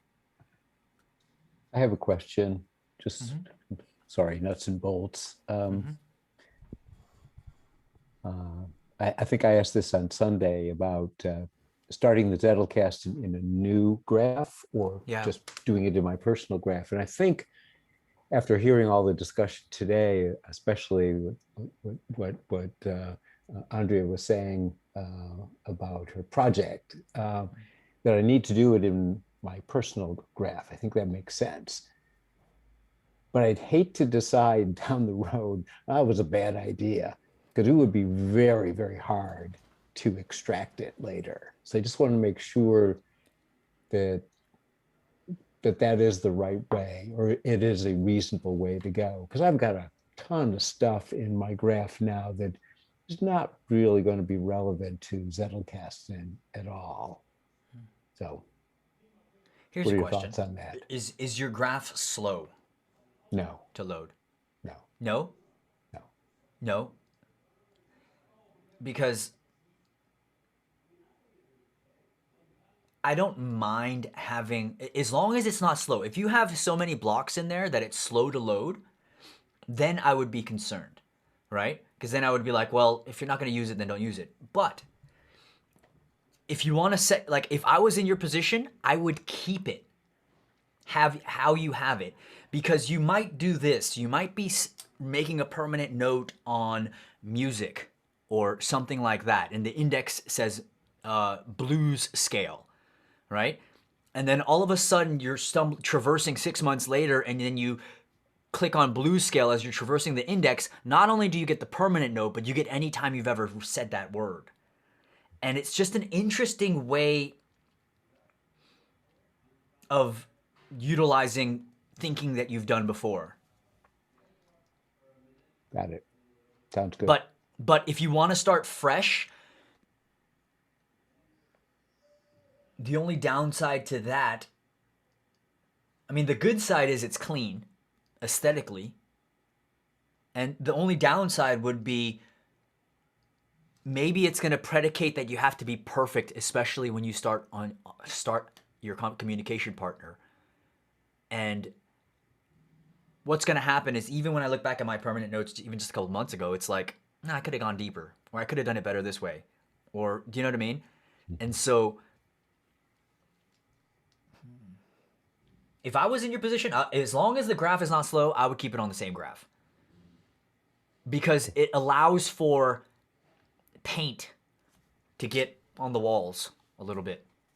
And it's, you know, Rome is a technology, and technologies always get better. And so it would be a shame to not have that information, even if it's sort of irrelevant. It would be a shame to not have that be usable later on once they speed up the UI.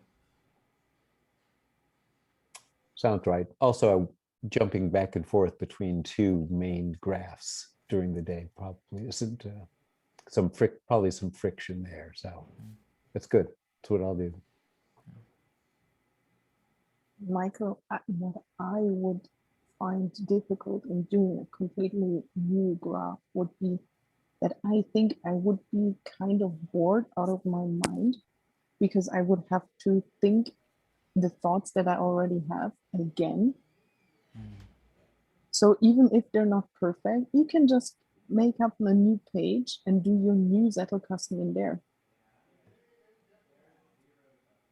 And you have still your imperfect first conversation partner sitting there waiting for you. And if you stumble across something that you already know, okay, I thought about that already, you're able to find it and just block reference it into like a new thought with your new partner.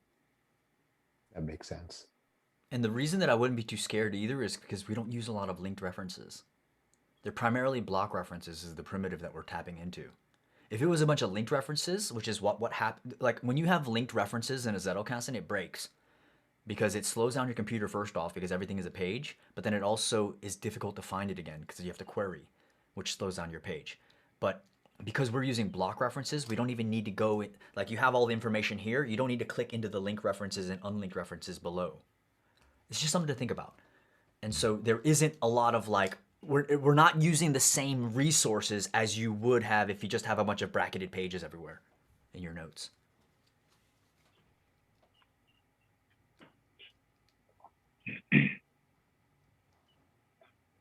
I like what Bo said about some of the random things in the graph being like paint spattered on the wall. I frequently just put things in my graph that I found amusing, because you find things amusing because they surprise you. And they're not really connected to anything other than it was a surprise. It's one sentence, like my comment about the difference between training and education. And as Bo said, they will pop up at odd times.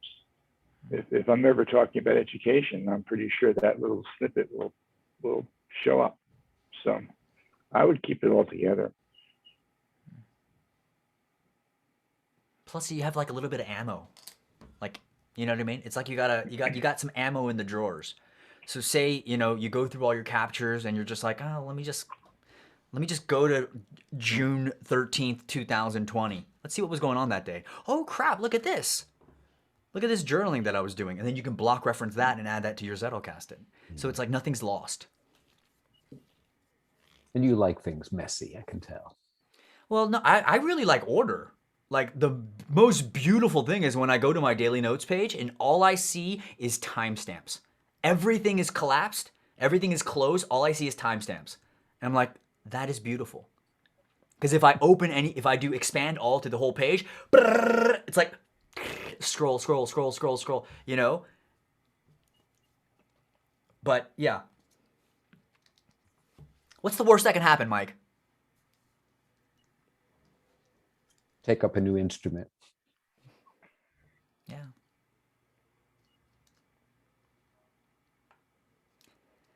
What if you use the other graph as like your playground, right? You just kind of play around in there, try new things, see what sticks, see what doesn't, and then you find something like, hey, I like this works. Then you start doing that in your main graph, and then you have some new ideas, you want to play with it in a test graph, and then you're like, okay, yeah, this works. I've tried this out for a couple days on content that's not important. Now let me bring it into my main graph. This works. So this But may do not be you the really know go ahead. within a few days what is important and what not? No, probably not. Might take longer than that. Listen to Andrea, click here and subscribe right there. She's got the right answer. You guys ready to start building your own Zettelkasten? Yep. It's time. Yeah. It's time. Start building it. Make mistakes. Get messy. Learn. So here's a question. It's kind of relevant. Is anybody looking at a way to link graphs? So Yeah, like, yes. so because like what I have now, and this is kind of, I guess it's kind of sad, but okay, it's not really sad. It's kind of cool. So I have my normal graph is running on one tab, and then our graph is running on another, and both of those graphs have both sidebars open because I don't like stopping what I'm doing on my graph so I can hop over on the RBC graph. But I spend so much time on the RBC graph, I was losing a lot of just load time. But if I wanted to, you know, it doesn't have to be these two, but like just two graphs, like me and my son, because my son signed up as well, which is a whole nother thing. But I have stuff that I want to share with him so we can work on a shared Zettelkasten for some things that we're working. We got a couple side projects, and I'm curious if you can link, or if there's thought to link, because I think that's going to be the next step. Because Bo has his stuff, and Alan has his stuff, and Nikki has her stuff. Well, I don't want to share everything because that's going to slow everything down. But I think there's going to be places where, you know, you had said where initially it was like this. Now we want to start really filling in all that. Really, I'll be honest with you. The Zettelkastens we have now are going to be far superior to Lumens. Period. There's no way they cannot be, because he didn't have anybody else helping him along, and he really didn't have anybody to look at. Even this group here is building on 3 and 2, and everybody here is coming from all over the world, quite literally from all walks of life. There's no way it could not be better. It's impossible for it to not be better. But that was a lot to digest. Sorry again. So there was one person that was able to do cross-graph communication. You can send a block from this graph to this graph, right? His name's Stian, and he works with Rome right now. So is it in the pipeline? Absolutely. And that's the thing. It's like to be able to I have this block. Here's a permanent note that I crystallized. Can I send it to the shared graph that we're sharing right now? Perfect. Cool. Done. One click. Send it. So is it on its way? Of course. Is it a technology? Yes. Will it happen? Eventually.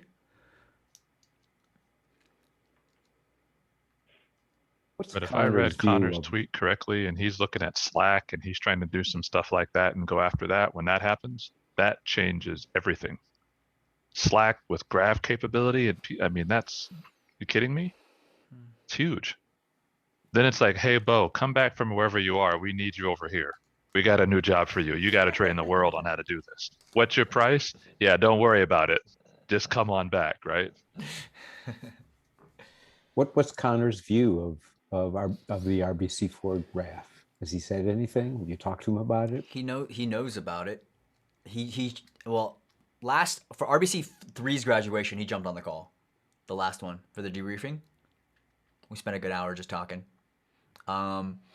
Yeah, I mean, they're too focused on hardware or the software, or how would you say this? They're focused on and the utility of the tool itself. This is more like soft skills and utilization, and we're still in our infancy, is all I'm going to say. No matter how mind-blowing it is for you all and for myself as well, it's still a very nascent stage. How many people actually grok this? You have RBC3. RBC2 is still very, this can't work. What are you talking about? This goes against everything that I've learned. RBC3, small group, 12, 15 people, 30 people finished, 50 people finished. RBC4, you all, obviously, look how fast you got your permanent notes. There was hardly any real errors, right? Oh, you got to wrap it in brackets. Oh. Mike, I saw your comment, by the way. Yeah, I don't know. You know what I mean? I like having the links there, whatever. You know what I mean? But obviously that's how you're supposed to do it. I didn't know. You know what I mean? But do you know what I mean? It's now you have RBC4. Like I'm telling you right now, you are on the cusp of something that's brand new. And this is why no one else gets it. And so RBC5 is going to do it. Hopefully we have a lot of people that are sort of referrals. So I don't have to go through the process of like, okay, listen, it works. Just trust me, it works. And you're going to figure out how to work it for you. And then, yeah, very British impression. So yeah, that's where it stands. So how many spots are in RBC5 for RBC4? Alumnists, if you will. Whoever wants to join. All right. For everyone. Yeah. Well, they're waiting for you. They've been like scouting you guys. I can't wait for this person to come in. They're going to be great for the conversation. I'm like, y'all need to hold on. Let them finish RBC4 first, okay? All right, Dr. K. Bravo. Your courage is tremendous. Love you, man. Keep going. Yeah. So yeah, I mean, I just want to foster that sense of community because, yeah. Network thought. Anything else? Any other questions? Do you want to jump into the book? Should we actually do a little reading? Yeah, let's read a little bit. It would at least justify it being a book club if we read, right? Let's see if we can finish it up tonight. I think we read like 2 sentences last time, wasn't it? We're on chapter 1. The book club.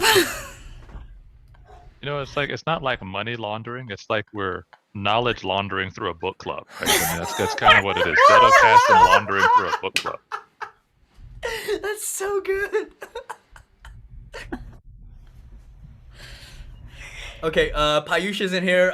Tina. Okay, so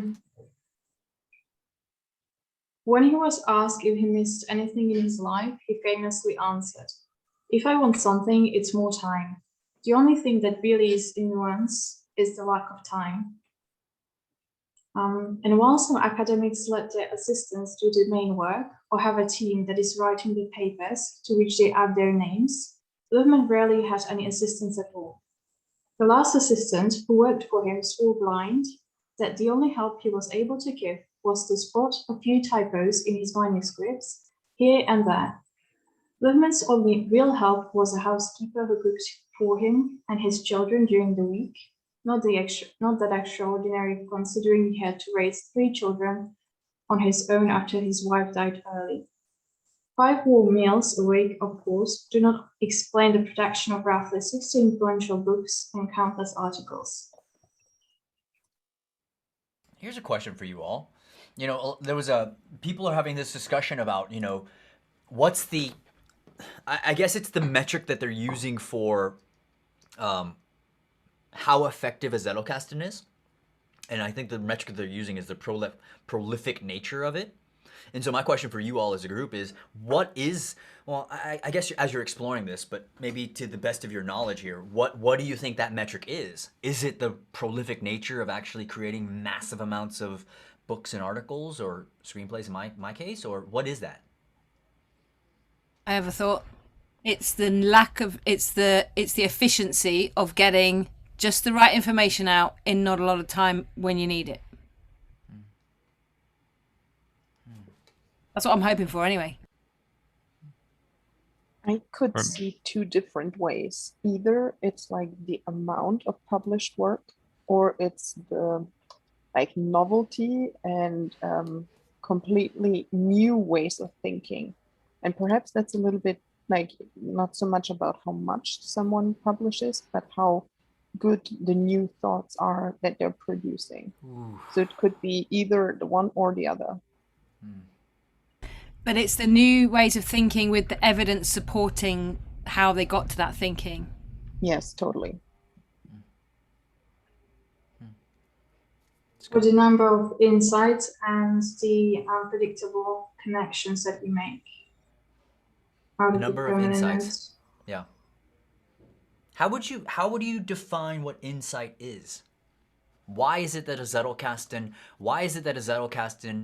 is purported to be the best way to have insights? What is that? Why? Surprise. Interesting.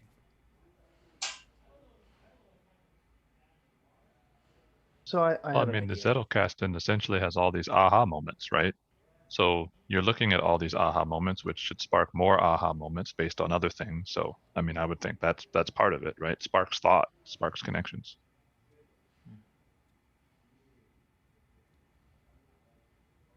Josh, you're going to say something? Yeah, I will. It's going to be individualized. So I don't think you can't quantify it. You can't say I've had 900 aha moments. I don't think that's really what it is. It's going to be what is important to you, and is that importance amplified through the use of a Zettelkasten or through whatever you want to call it. That's how I feel about it. So if you're dead set on publishing works, then if you using the Zettelkasten makes you better at that and you feel better, you have that mindset, then yeah, for you, it's great. If you want to explore, we'll use meditation, or you want to explore spirituality and you gain insight from reading and going deep into different directions, then yeah, that's going to fit you perfectly. And I think the other part of that was if you're kind of into any type of meditation or any type of what it was like contemplative life, there's this idea of you meditate and you watch something, right? And then the next level above that is who's watching the watcher. And as you slowly start to zoom out, you start to see, okay, well, that's interesting. And your mind is blown. Once you do that again, I can't say it's like an order of magnitude, but once you do that again, then you're like, whoa, whatever the Keanu Reeves thing is, where he's like, whoa, that's a whole nother level. And I don't think you can get to that. I don't think you can get to that without some suffering. You have to do your time in the trenches. You can't just click. I can't log into Rome Research and click on Zettelkasten button and pop, it just happens. It has to be something that you want, which is why we're here. And it has to be something that you work on, which is what we're doing. and it'll come to everybody at their own time. So I don't know. Again, just my little tidbit. You know, you're when I ask a question, or when I listen to answers, you know what I want you all to do is work your damnedest to get to a critical mass. Like right now. Right now. I don't care. Get to a critical mass. Right? It's going to be sloppy, it's going to be messy. You understand the concepts, you're going to figure out what works, what doesn't work, as long as you know that the index goes here, okay, the permanent node goes here, whatever. You know how to abstract, you know how to put it in your Zettelkasten, and I've seen the work. Just build as fast as you can. Because we won't really know what the Zettelkasten means to us until that happens.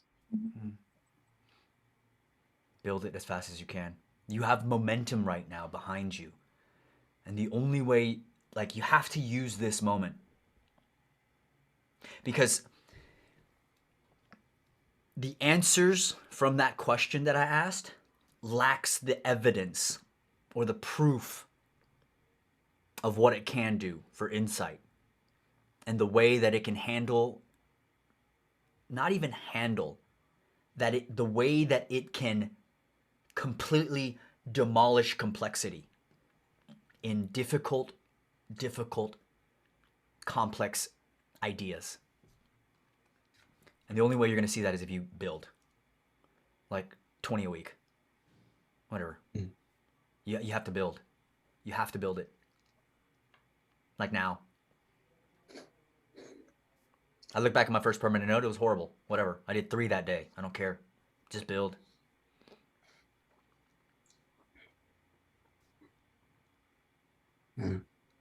Yeah, when I think of, insight, I really think of the etymology of the word insight. You're I think of it as very visual because it's associated with sight, right? And I find that as you write your Zettelkasten, you're achieving a sense of clarity in a lot of things, whether that may be your thoughts about what you're interested in towards things that are very to me, I kind of describe it as picking at ghosts and trying to understand what those ghosts really are and building towards that to make it real. Because even when making a conversation like this, I could be going in a bunch of different threads in my head, but it's only when you actually say it and it is visible to you, or you see it as visible to other people. That's when you get to see that insight take place. That's when you achieve that sense of clarity. So I feel with that, building a Zettelkasten is probably the most efficient way of doing that, because with words we get to visually see those ideas take place. These are just a bunch of symbols that we chose to represent sounds that we make, and now that we get to associate thoughts with them, then maybe we can actually build something out of it. I originally thought when I was a little kid that building just had to do with physical objects. But, when we build something with words and ideas, that's when the abstraction is able to become real in a sense. And, that's when the reach for a lot of things that don't really make sense, it starts to click, and, it becomes more real that way. Too, thinking is writing, all that stuff. We've all been through this stuff before, but I think that's just the way that I've been beginning to understand insight in regards to a Zettelkasten.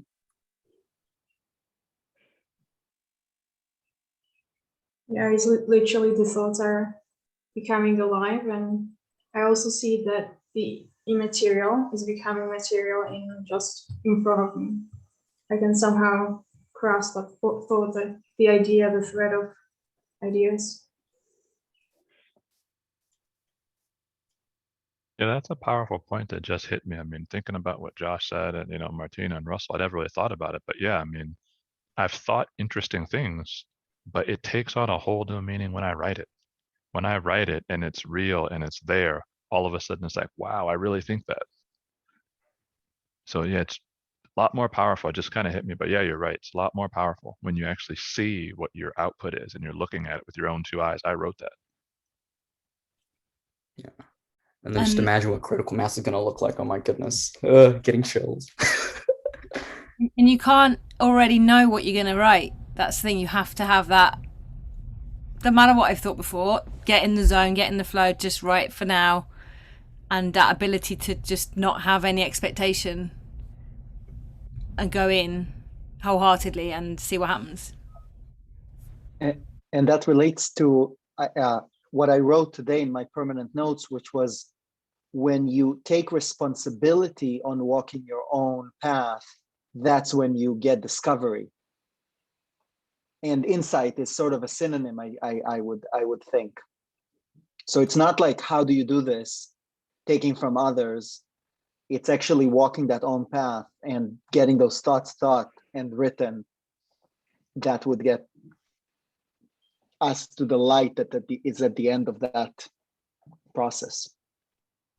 And there are no shortcuts up the mountain. You've got to do the work. But then there's nothing else that we do in life that doesn't take work that is as meaningful. Do you know what I mean? Like if you have kids or you get married, it takes work. It's not the hard stuff in life is the best stuff in life, the relationships, the connections, but they all take work. Nothing that just comes to us means as much as when we've put the work in. It's the experience. And I have a question. When we're about to start processing, you said that we always start with the timestamp. So I stop at a specific time, but does it matter when I'm in different emotional state? When in comparison to when I when I captured the note. So basically, this is the same idea with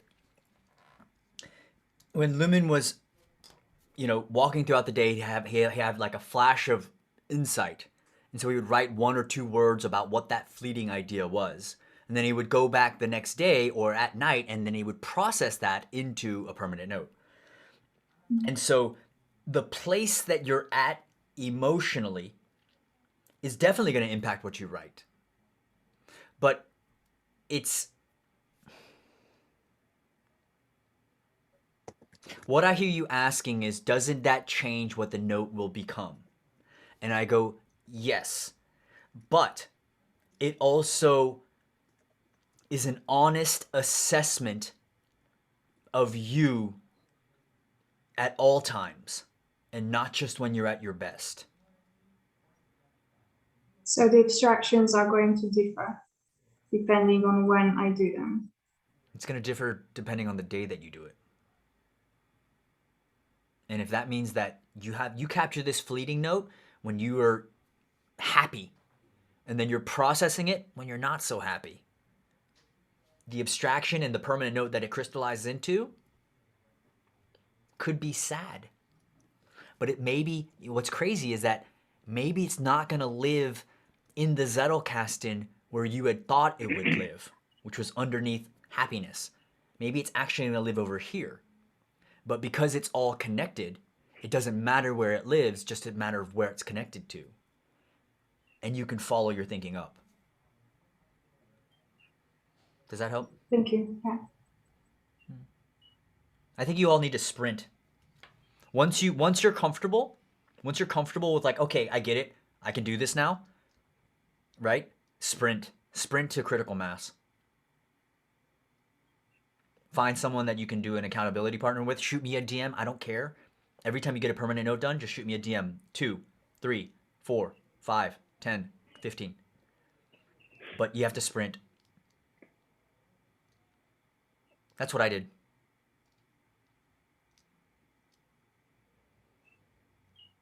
Hey, Bill, I had a question. So I saw like you would do like YouTube videos sometimes or articles. Like what types of things do you, could it be like a movie trailer, a TV show? I'm trying to think of what types of things can you start pulling some of these things out of? Anything you Anything? consume. Okay. And here's the deal. Say you have a conversation with your brother or your sister or whatever, or your mom. You go, I have an aha moment. I'm gonna capture that fleeting note, and then you go back. You do enough of the work, and then say a week later you're going to process it, and you're okay with having your mother or your brother as a source. Then you can add that to the Zettelkasten. There's no right or wrong. It's whatever you consume and whatever you deem that this belongs to my conversation partner. And this is where a lot of people are had questions about, like, well, what if I have an idea that's not super dense? The thing is, I can't tell people to do that yet until they get to this point, because they're liable to not do any of the work and they'll find that shortcut. So yes, you can take in any information you want. It's gonna form fit to you. Yeah, that's what. It's gonna wrap to you. Yeah, I was gonna say that's what makes it really exciting for me in learning this process is like once you kind of like get how to do it, anything can become like a source. Like literally just early in the morning, I flicked through my Twitter page and I saw an XKCD comic. And like it had like a really funny tagline at the end. I was like, oh shit, I'm gonna put this into a permanent note. And I'm like super excited because like I actually want to like read into a bunch of different things that I wouldn't have been able to like extract from otherwise. Because it's literally just like all you need is just like a piece of text, and then you can just like go to town on it when you're fleeting notes. So like for Alan, for your case, like you've been like not really reading a lot of like manga or comic books. I was actually going to read Understanding Comics by forgot his name. Name's at the top of my head, but like I don't know, if you're like a comic book nerd, like I highly recommend that you read that book because it like has changed so much of my understanding about like how media works and how that like shapes reality, and like led me to this whole rabbit hole of like Marshall McLuhan. And like it really is just like the possibilities out of like this whole like Zettel thing can become like endless once you can like apply it to anything that you take in. It doesn't necessarily have to be like books. Hey, you mentioned a book. It is a book club. Thank you. Oh yeah, that's right. Yeah. But imagine this. Imagine this. Like, if you trust in this partner, this communication partner, that you're gonna, you don't even need to do a fleeting note abstraction. You don't even know. You don't even have to. You can just have a permanent note. Throw it in. You could actually do this top down. You could actually be walking down the street and you go, oh, I know where this thought fits in my Zettelkasten. You go, I don't need a fleeting note. All I need is a permanent note. It goes in the Zettelkasten exactly where I thought it was going to go. Perfect. Wow, that's like really frictionless. My goodness. Oh my God. Kind of scary though, to be honest. Because like we're just so used to that. Though? Like, so is there certainty? I'm certain. So you're certain. Exactly. You're certain in your communication partner, you know where it goes and you want to put it in. That's the dialogue that you want to have. Perfect. It works. It form fits to you. I'm not going to tell new people to do that, but I'm just giving you a lay of the land ahead. I'll riff on that a second to use the music term. Have you ever put together a puzzle? I'm sure people have done puzzles, right? And you're doing something in this whole other part of the puzzle. I talk with my hands a lot, by the way. It's funny to see myself on screen. I feel like I'm Mr. Rogers. Shout out to Russell, by the way, for Mr. Rogers. Props. So you find this puzzle piece. It's not even related to what you're doing, but you know exactly where it goes. So you've seen all of the things. So you have this vision of the whole puzzle itself, and you grab that one piece and you're like, bang. Usually some type of explicative, but it's just fine. And you put it right where it goes. And I can see, Bo, when you were talking about that, I have a couple things in my mind where it's like if you're building steps and you're missing one, so you have like all the top rungs are built and you got some bottom ones. You're like, yep, it goes right there. Boom. Solidified. Sorry. That's it. Mic drop or mic push away.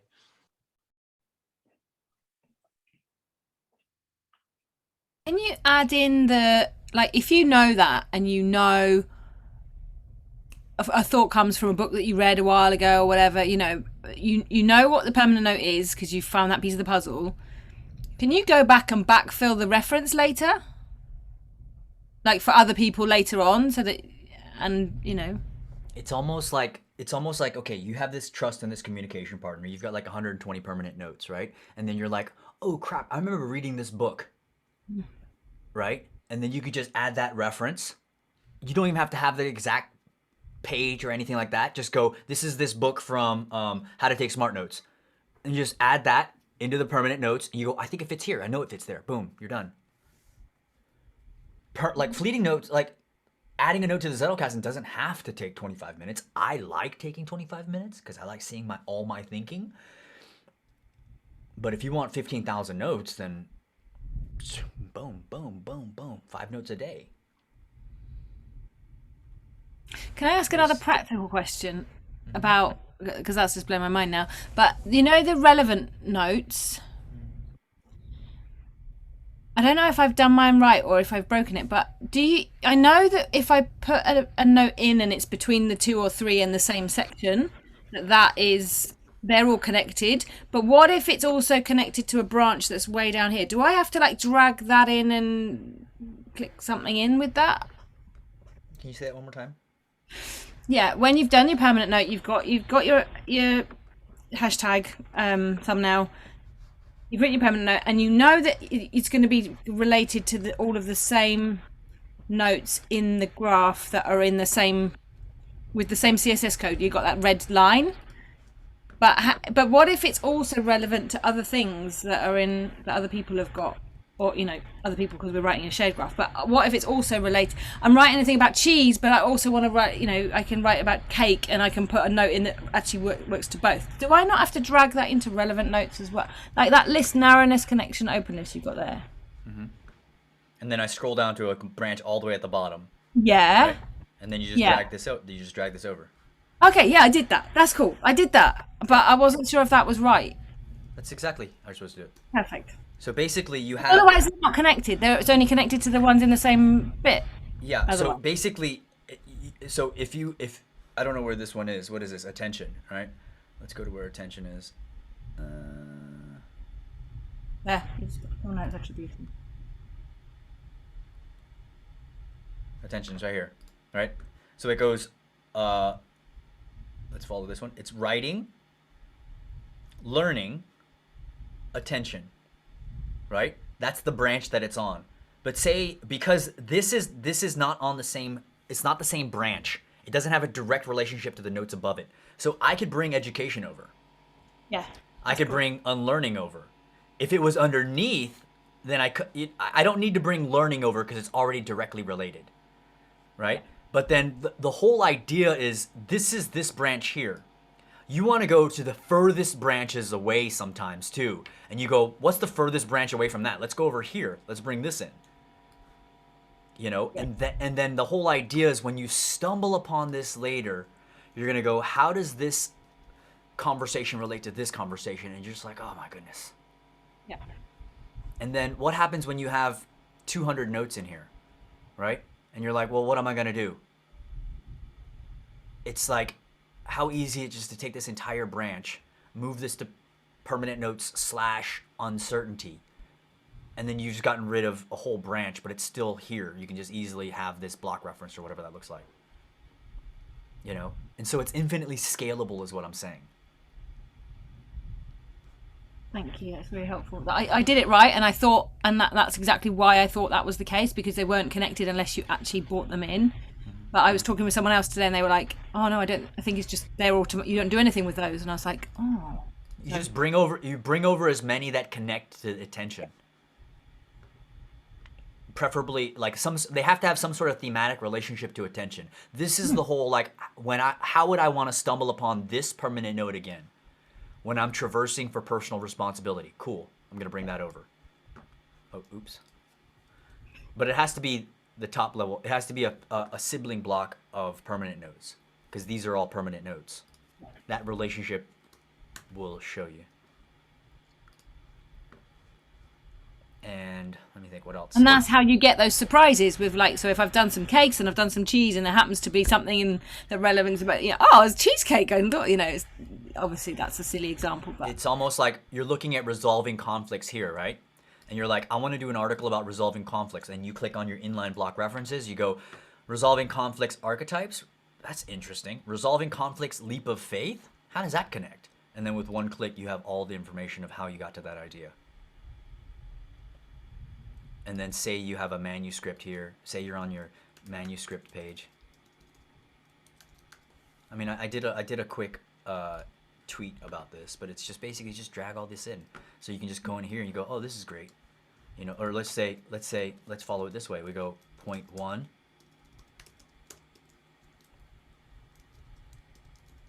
Point 2. Point 3, right? Whatever, just say this is an outline. Let me fix that. And then you just go through, you close this one back down, you go, okay, resolving conflicts, uncomfortable honesty. What does that mean? And you go, oh, okay, this is great. Let me bring this over. This is going to be for point 2. Cool. Now let's go down to literature notes. Oh, look at this. I have all my thinking here. Let's go down. You know what? This is really resonating with me. Look at that. Let's add that underneath point 2, and let's go ahead and separate this with evidence. Right? And then we'll change this to a numbered list. Okay, let's keep going. Oh, you know what? Let's take a look at the fleeting notes. This summary looks great, though. Let's go and bring that over. Right? And then let's go inside of it, and you go, holy crap! Let's go to. Okay, I know what I'm saying here. I don't need to read it all. I know that it's usually gonna be down here. Look at this. This is great. This is juicy.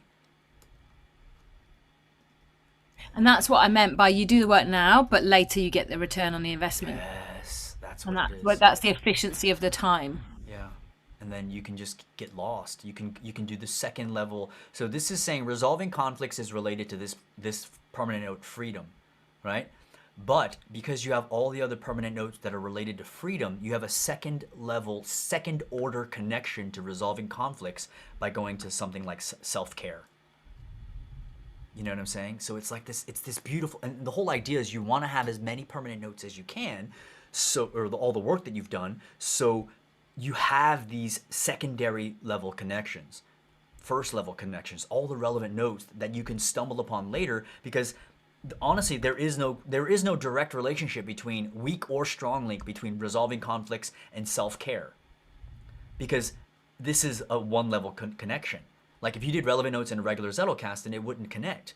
But in a digital format, you can see all the notes that are connected to freedom. So now you're like, oh shit, where does self-care lead to? Okay, look at this. And then it leads back to that, but then I can click on this, and this is the actual permanent note. And then look at this, I can just bring, and it's like, you see what I'm saying? It's like, it's so easy to find, and look at this, I know exactly what this is, and I'll bring this to point 3. Perfect. Let's bring over the permanent note here as well. Perfect. And it's like, this is how you sort of, and so say you have like a thesis paper or something that you're building out. And so basically you just build out your Zettelkasten, build out your Zettelkasten, build out your Zettelkasten with all these permanent notes. And then you just start going, I'm going to start traversing today. And you start having like, okay, well, this is a sort of, how about just brainstorming ideas? And then you just start looking through your notes, look through your notes. You have a critical mass. You don't even remember writing this. And you go, oh, this is really interesting. You bring that over. This is an idea, this is an idea. And then you can go in here and you can just go, okay, if this is, so if point 1 was actually, let's call this idea 1 to think about, right? And you go, then you can go in here, you go, this is probably the one I'm going to do, right? And then why, right? And you go, oh, because of this that I wrote 2 months ago, you know? And then even this, it's like, let me go and expand this out. It's like, really, this is the reason, you know? And then guess what? It has a block reference to the exact point where you wrote it, so you never lose that information. You are going to learn that you can't, the only thing you don't want to block reference is anything that's inside of here. Because if I have a manuscript here and I block reference anything that's in the Zettelkasten, what happens is it ruins it inside of here, because now it's in here, if that makes sense. If you're okay with that, I don't like the aesthetics of how that looks, where it says manuscript here.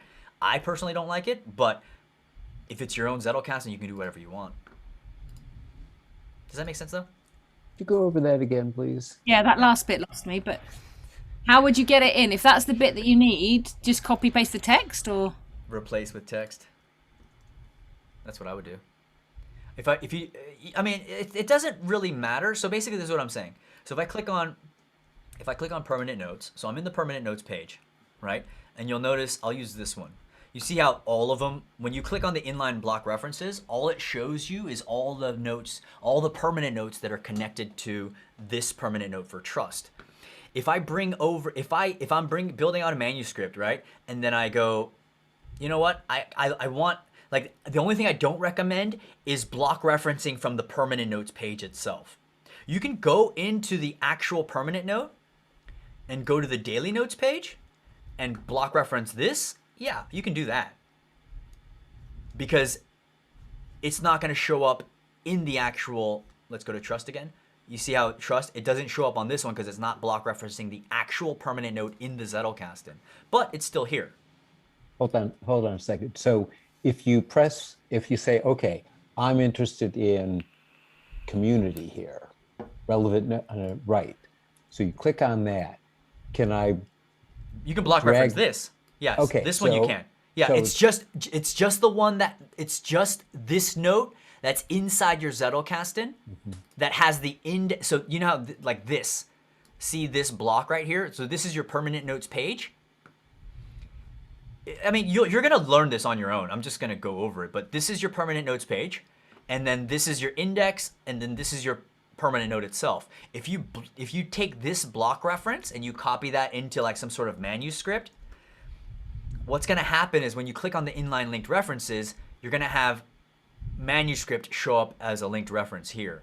Right, I got it. But go back to trust and click on the 7, right? So in for community, I didn't block reference I block reference this block. So wait a second. So the yellow highlighted, that is trust. That's just a repetition of where you started. Can you block reference trust from this point without breaking the chain? Yes. Okay. So if you want something from the permanent notes. No, that's genius. That's actually really smart. Pick it up when it's a reference. Got it. Yeah. So pick it up from here. Pick it up from because this is a block reference as well. This is a block reference of the block reference. I know there's some craziness to it, but the whole idea is you just want to keep your permanent note or your Zettelkasten free of all those distractions, right? What are the little zeros at the end of? This is just to show you that it has more text underneath it. Oh, okay. Right, and so like honestly, it's just like if this didn't say permanent notes, it would say whatever the text is. But I made the CSS look like a button, so it looks like a button. Mm-hmm. Right, so if you click on it, then it's like, oh, I clicked one button and I have all my information there. Yeah. And the reason, this is really a brilliant way to do this. And then you see how why I'm making you have all the information at the top level parent block, because yes. I don't want to, like, if I'm traversing through my Zettelkasten really fast, right? I don't want to have to like open this and have to open this. That one extra click is going to be friction that I don't want when I'm traversing. And so if I have the summary here, then I know what's inside if I want to explore more. If I don't, then I have my summaries here. And the reason I like having the link for the reference note is so I can just click on this and it can open another tab without having to click on this and open it or whatever that looks like. So, I mean, that's just my method. So this is going to automatically show you what the quote is, whatever that looks like. So it's just quickly knowing what that information is. And if you're doing on the left side of the page, you've got your point 1, your point 2, point 3, and you're like, oh, there's a gap in point 2. Let me think about what that is. I know what it is. You can put it in. That's the kind of thing that Josh was talking about in terms of the missing piece in the puzzle, that you go, I know what's missing. I know exactly where to put it. So you put that in the permanent and then drag it back into the manuscript kind of list. This is like the whole top down.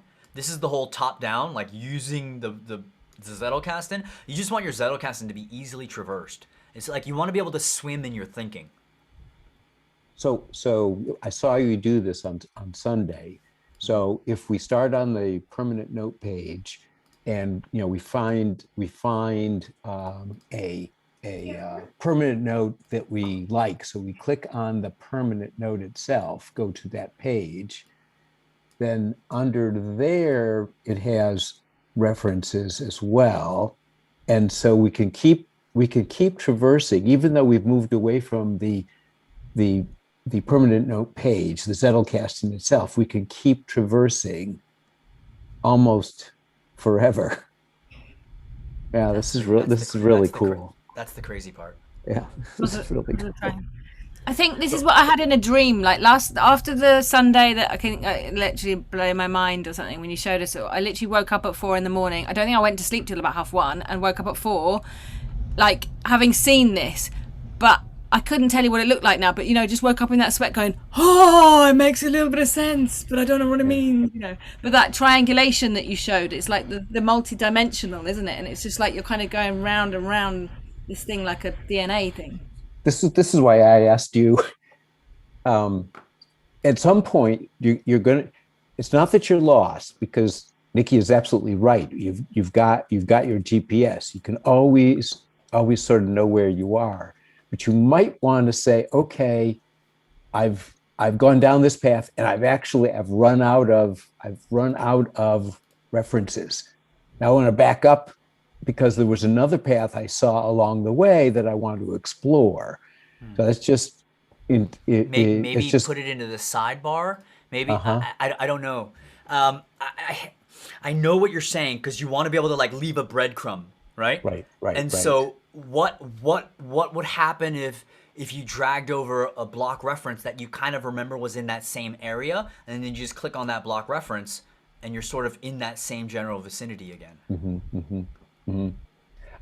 I think your idea of just, you could just drag block references into the sidebar as you go along. Yeah, I want to come back to this. I want to come back to this. Exactly. So basically, these are all block reference to that exact point. So if I go to here and I'm like, what does this go to? I'll jump to the block, and it's like, okay, I know exactly where I am. And then what do I need to do? Say I'm here, right? And I'm like, well, let's look at the entire permanent note, and then I'm right there. And I can continually traverse, and then I can go to actually another permanent note, and I go, let's go here, traverse. This is the power of what you've built here is the fact that it will resurface it'll resurface things that you had no idea when you actually did these permanent notes. And we won't know until we've gotten to critical mass. Although we can play in the group one and get an idea just how the mechanics works, but we won't really see the value until we have our own critical mass. And you think it's okay to compromise on quality till you get to critical mass? I would say no. I would say no. You have to trust that this is something that you can really rely on, and the minute that you can have that, whether it's a gradual or whether it's a stroke of lightning, when you get to that point where you're like, yes, I trust in this wholeheartedly, then you can add whatever you want. But I mean, I know that there's different. It just depends on your journey. I don't know what part of your journey you're on. You said about we got to sprint. You want to, you want us all to. No, I want you to sprint. I want you to sprint to having all three tripods, everything evidence-based, one-to-one relationship all the way up. You know what I mean? As strong of an argument as possible. I want you to sprint doing it the hard way, through all the mud, through all the critical thinking, through all the writing. Yeah. Does that make sense? Yeah. I think, but Nikki wants to, what she wants to say is like having like the perfect formulated permanent node and the perfectly indexed permanent node. Is this your question? Like doing it perfectly? Not necessarily perfectly, but thoroughly. Like I agree. You have to do that, I think, but it doesn't have to be perfect. Because you can just go in and tweak it, can't you? Like, if you go, I could just change that phrase there, it's still saying the same thing, it's still not affected all the notes top and bottom, but I can say that better now because I've figured something else out here that's made me learn something that I can bring back here. But I guess it's, it was just that you're going, right, just sprint, just get 5 a day done. And for me, like, the energy, it takes me like a couple of hours to do mine. Yes.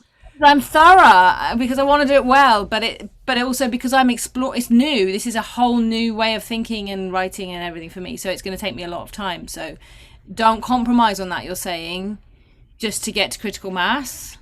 Or don't compromise. No, Andrea's right. Let me say that again. I want you to sprint, but when I mean sprint, I mean perfect practice, where it's like you're practicing all the things that you're learning thoroughly, you're abstracting, you're summarizing, you're making, do you know what I'm saying? Like, to be thorough, yes. I gotta be careful on how I say it then. No, so yes, be as thorough as possible, but get to a critical mass as soon as possible by being thorough. Now, here's the thing. One permanent note a day is a lot. Yeah, like, that's what I'm looking for. It's yeah, like after 3 I'm knocked out. I need to like go on a walk or watch Netflix or just sleep, because 3 is intense. Back to back to back, I wouldn't recommend it, because you're going to be burnt, because it's a lot of this. Like, well, let me say that again. If you do 3 in a row, your brain should be on fire. Or melted. Yes. I have had to stop.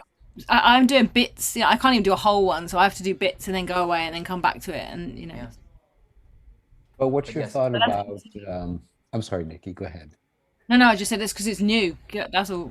But it'll get better. I'll get better at it. What's your thought about you've done a permanent note, but maybe a few days later say, oh, I want to change that.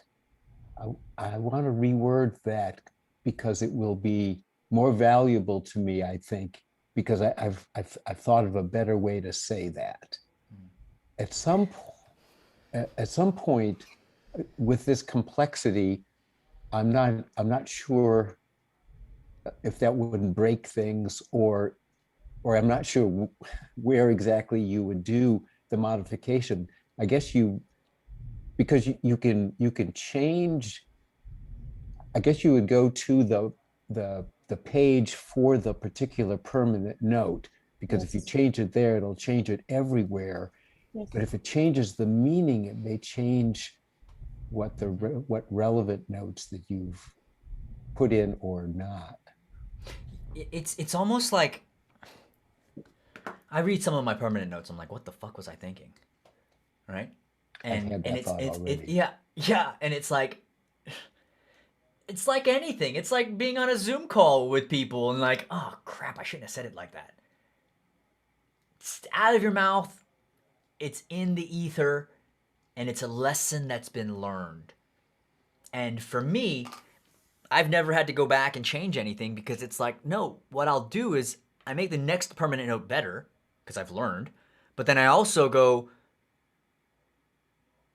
I'm seeking out new information that I'm consuming in order to be better articulate the next time for the next permanent note, even though I don't know where it's going to go yet. But I'm doing the thinking process of seeking out better ways of saying that. Does that make sense? So I'm hearing that, and I'm thinking, okay, don't give myself permission to even think about adjusting any notes until I've got to critical mass, because that will force me to keep going, and then by then I'll probably realize I don't need to do it anyway. Yeah, I think there's a sense of like, getting it right, but maybe it's not about getting it right as much as it is getting it written, getting it, there. And I like to look at it like, I think the beauty of all of this is that all we're doing is we're just basically being a witness to where our thinking was at that moment in time, and then having a simple way to organize that, and having a way to be reminded of that at a later time. But it doesn't mean that this is us forever. It just means that in this specific moment, this is who I was. And it means it's all of you. Your faults, your mistakes, your greatness, your brilliance. And I hope, Mike, that helps, and Nikki as well. Like, thinking about, like, maybe, yes, it doesn't look very good, but at the time, that's what happened. I guess you could always add another permanent note underneath that note to clarify what your current thinking is. I bet you that's what Lumen did. And frankly, that's what I'm most interested in getting out of the Zettelkasten. This is before I had my critical mass. It's it's continuing to further my thoughts. You know, so I But don't that have will to. help you get. That will help you get to critical mass quicker because you're not adjusting a thought a permanent. You've already got. You're creating a new one for the purpose of adding that mass, isn't it? So say you have so dumb statement, right? But then you've already No, you would have to make added that dumb statement number stuff. one. Added more stuff, right? And you have smart statement, right? And so it's like you have this and then you go, oh crap, this doesn't look very good, right? And then you already have notes underneath it, but what happens if you just go in here and you go correction, and then you go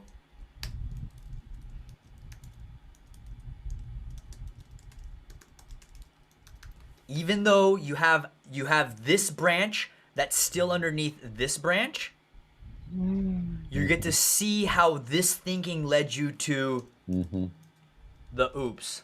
I'm getting chills. Yeah.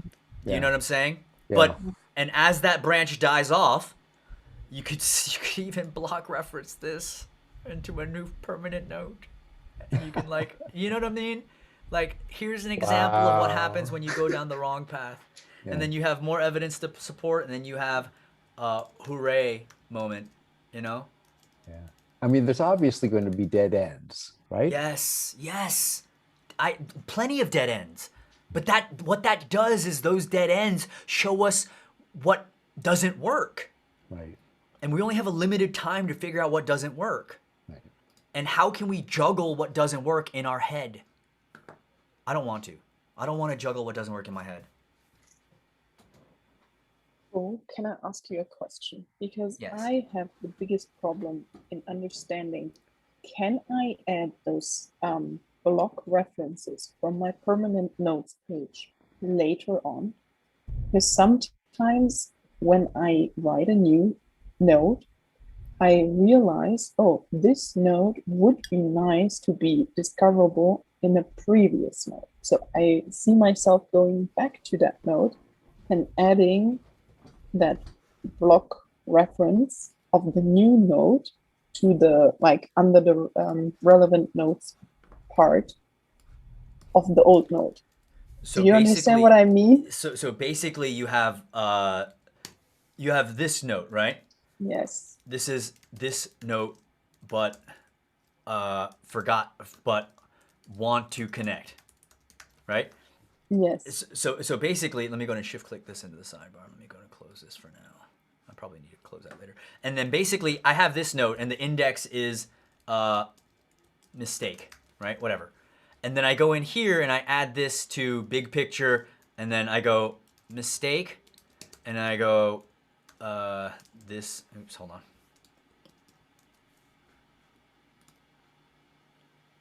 And you're gonna realize that you can figure all this out as you go along, but I think this is important, right? So basically you had this, and you're like, okay, this is great, right? And then you added all the block references or all the things that related to it.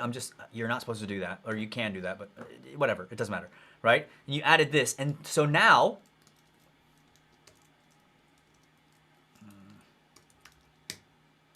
right? And then so you're done with this one, and you're saying different time. Previous, like in my thinking prior to this time, to an already existing note. Why wouldn't you just say this is your previous note, right? Why wouldn't you just drag that in here? Yes, but how am I going to find this new note? Oh, under the inline references. Oh. This is why it doesn't. This is why it doesn't matter. This is why it doesn't matter. This is why it doesn't matter when you write the note. It's just what it's connected to, and as long as there's a connection, it's there. Now it makes sense. Okay. And then I saw like 5 or 6 light bulbs go off. Okay. In the Yeah, little I'm Zoom sorry. boxes. It's That's good. 1 o'clock at night questions, but no, Yeah, I have one as well. It's one a little. It's early here. And this might be elementary, or actually it doesn't matter. So I'm looking. You can stay here. You're in the permanent notes. Let's take a look at, for example, confidence. Right? Can we do this? Like me pointing you. Can I add? For example, I've put it in. I have a branch, but I want to take and pinch that branch with another one. So can I bring? For example, we'll do effectiveness. And I like where effectiveness goes. And there's something about effectiveness that I probably should have either added into confidence, but can I bring that together? Can I pop it up on the left side, drag effectiveness into my confidence thing so it falls in line, so the next time I pull it up, it's viewable? Is that?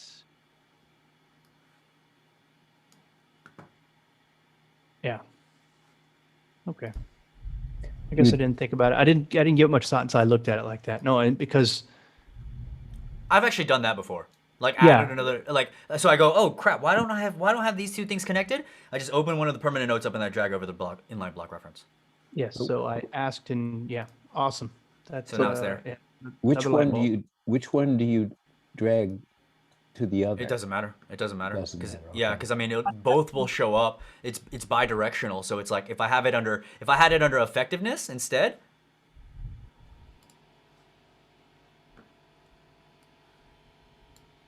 then it's here,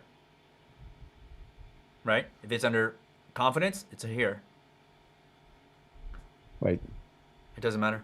They're both connected. And either way, I can see the whole note. Or I can go into this note and see the whole note. We'll keep it. That's a good connection. Effectiveness and confidence. Confidence and effectiveness. That works. Yeah, because I don't have enough in my Zettelkasten to be able to look at multiple branches and see where I could pinch them together, if you will. But looking at this one here, now that it's becoming populated with everybody's thoughts, I can kind of project that out. Yeah, this is why it's important to sort of play around in this group Zettelkasten, because this is going to show you the lay of the land when you have your own. So it's like, yo, wow, this is how you're supposed to bring it over, and then like traverse a little bit. But can I ask a question about the confidence and effectiveness of dragging over notes? Relevant notes, how confident do you need to be that they, how tenuous can your links be? I guess is my question. Should you bring over lots just in case, or should you just be ruthless and bring over some that are just concrete? What I hear you saying is how strong of a connection do the relevant notes need to be? Yeah. Because that's what that is, by the way. When you're dragging over the permanent notes by holding Option or Alt, and you're bringing that over underneath the relevant notes, what you're doing is you're adding all the connected relevant notes to that permanent note. Maybe try. In a physical slit box, you were limited to how much space you had on the index card that you could write out all the notes that were relevant.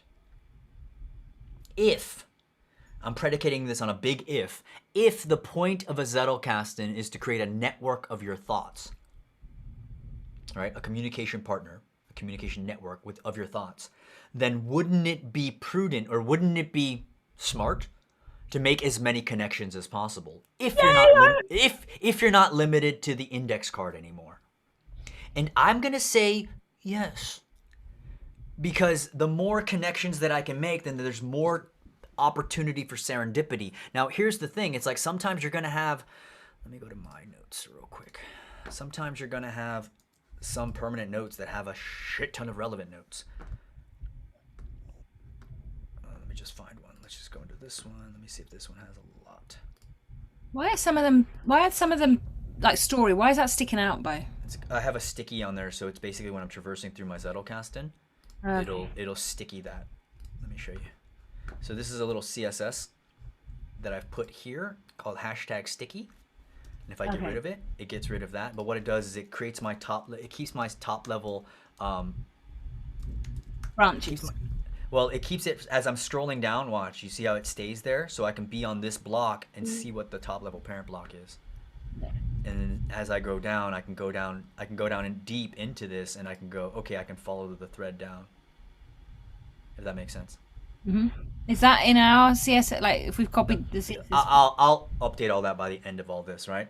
I'm looking for one that has a shit ton of like relevant 20. You've notes. got 20 on humanity. Like, look at this one. Look how many relevant notes I have on corruption. Like, this is impossible in a physical Zettelkasten. Is this going to get in my way when I'm traversing? No, not really. I mean, I have to scroll a little bit to get down to my permanent note, but what I care about is the literature notes and the reference and the fleeting notes, and then all the things that it's connected to. So I like having, like, this is a lot. I typically have like 5 or 8 just to make sure that it's connected into the web, but it's also really fun to like add more notes and drag them all over, because I don't know when I'm gonna stumble upon corruption again. But I would like to stumble upon it when I'm looking at trauma, when I'm looking at death by corruption. What does that mean? You know, and it's just like the antithesis of corruption, the meaning of corruption, the underworld of corruption, the cowardice of corruption, the possessed, corruption and possessed, the proximity of corruption, paying attention to corruption, death by corruption, heroism, corruption. Heroism, corruption? How does that even relate?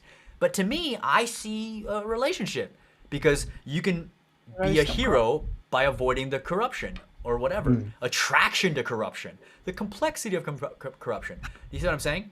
And so this is my Zettelkasten, and this is what I like. And so then I can. It seems like that's where the critical mass kind of comes in, or like the evidence that like you made all of these connections and you can still continue to make those connections later when you're traversing it. Like you could even forget that you made that connection in the first place and be like, holy shit, like I connected that there. And then that's where like those like bombs comes off, and like the clarity of like finding these new like thumbnails linking together. Well, that's a really interesting point, Russell. Bo, do you go back as you've added, like you added another 20 notes? You go back to old permanent notes to see if any of those new ones should be relevant? You don't need to, because you put your new ones in and you tag them all in, and it's all connected. Every new permanent note, I go through all of the every time I make a new permanent note, I look through every single permanent note that I've ever read, and I just bring over all the linked references. Okay. So Same even if I question didn't, asked before. yeah, even if I didn't tag it, then I can still connect it as I'm looking through my notes. And then the best part is, every time I look through my notes, I have a different context in which I'm looking through all the notes and looking for relationships, which also reminds me of every other note that I've ever written. Okay. It's a very fascinating thing.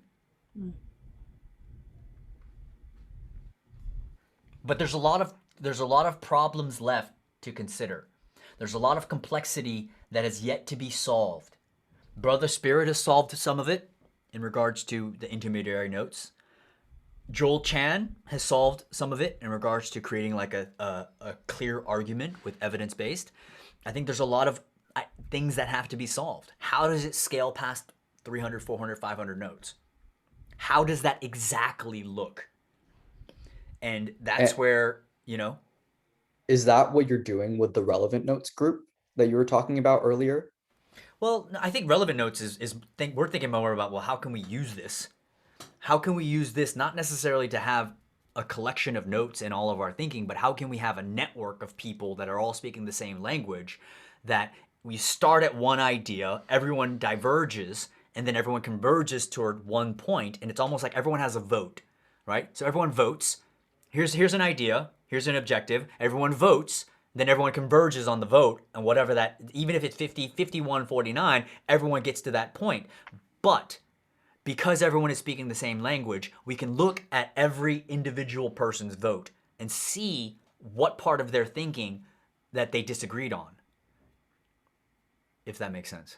This is just like thoughts that we're thinking about. So it's really just solving that idea. How can we get networked thought,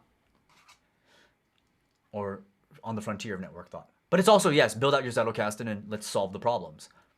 I'm looking at Russell's eyes like, oh, I want to do that. I don't know, it's just a crazy idea, because like it's just all, I've been thinking about this a lot, and that we don't trust each other anymore. And because of all this, like, I feel like this is just such a fundamental problem to be solved, that if you're able to do that at scale, imagine like just how much problems that will solve. And you're just like starting with this like one simple thing. I'm telling you, dude, it's Woodstock. This is a moment in time that's happening. I'll bring some levity to it. And if all else fails, like I told Michael, I think it was a couple weeks ago, you'll still have a really, really, really good journaling tool. It's true. And story to tell your kids. Well, I went to this book club and we didn't read any other books. Bombs going off. Mine's melting. Russell, I can see you're going to be. I can see you. I'm calling Russell as one of the ones who does something next. Yes, knowledge laundering through a book club. That's what it is. Zettelkasten Knowledge laundering through a book knowledge club. laundering. I stole that from Josh. Knowledge laundering. So good. Okay, I'm getting kind of tired. Yes. Yep. So this is the plan for this week. The rest of this week, I'm going to continue to just read everyone's permanent notes so I can give a little bit of course correction or whatever that looks like.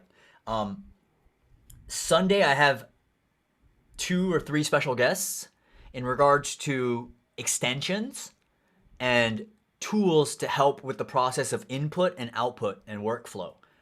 Right? I'm gonna have David Vargas of Rome.js. I'm gonna have Vlad Sitalo of Rome Garden, which is when you want to start publishing. And then also have Justin Mather is gonna speak for Scott Block, Scott Block created Phone to Rome, which is a very easy way. It's basically like an API hack. You can be on your phone, you text a message, and it goes directly into your Rome graph, whatever that is. So those are just people in the community that I want you all to know and sort of talk to and have questions for. And then all of next week,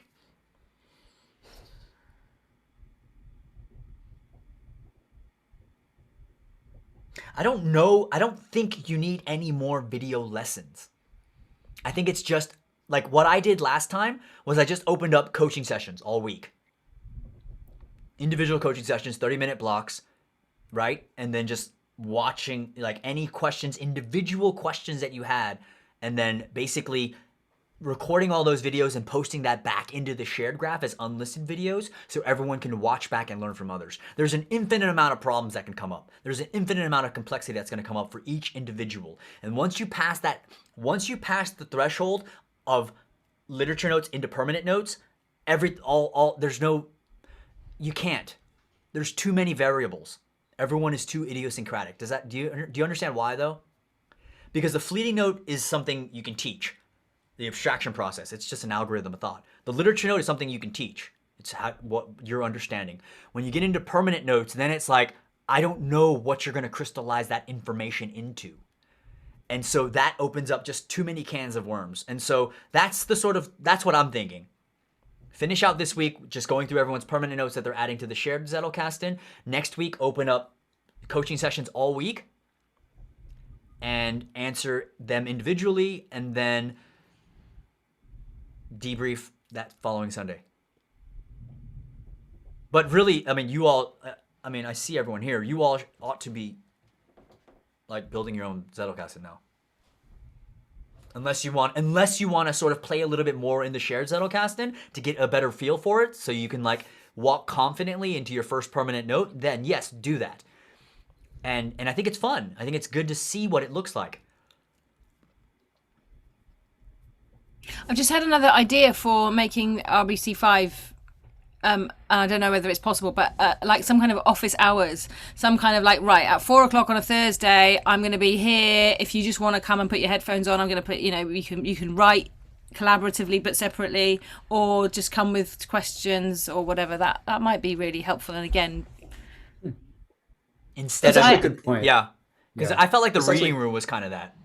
Yeah. That's Yeah, but we exactly were what it meant is. to be reading a book, weren't we? But yeah, this is Yeah. what we've turned it into because it's more important. We can I read think on our so. own. Doesn't one paragraph a week count? I feel like some people were turned off by it though. They're like, why aren't we reading a book? So I think you're right. I think opening it up, have an actual reading room, and then have an actual open office hours. and clearly define those two. And even just a Pomodoro, not necessarily Pomodoros, because I got to think about Pomodoros, but you know, a period of everyone writing together but separately, just on mute, just writing together, just collaboratively. It's just something about not being on your own doing it that's really nice, that forces you to focus and not get distracted. You know, RBC3, the alumni group, they want to continue the room, like the reading rooms, like every week I'd after join this. it. Yeah. Me too. So they're thinking about that. I know that Bart and Brigitte and them are thinking about doing that and continuing that. So I'll keep you posted. Our group. Yeah. And let me just, okay, so I'm just gonna stop the recording now.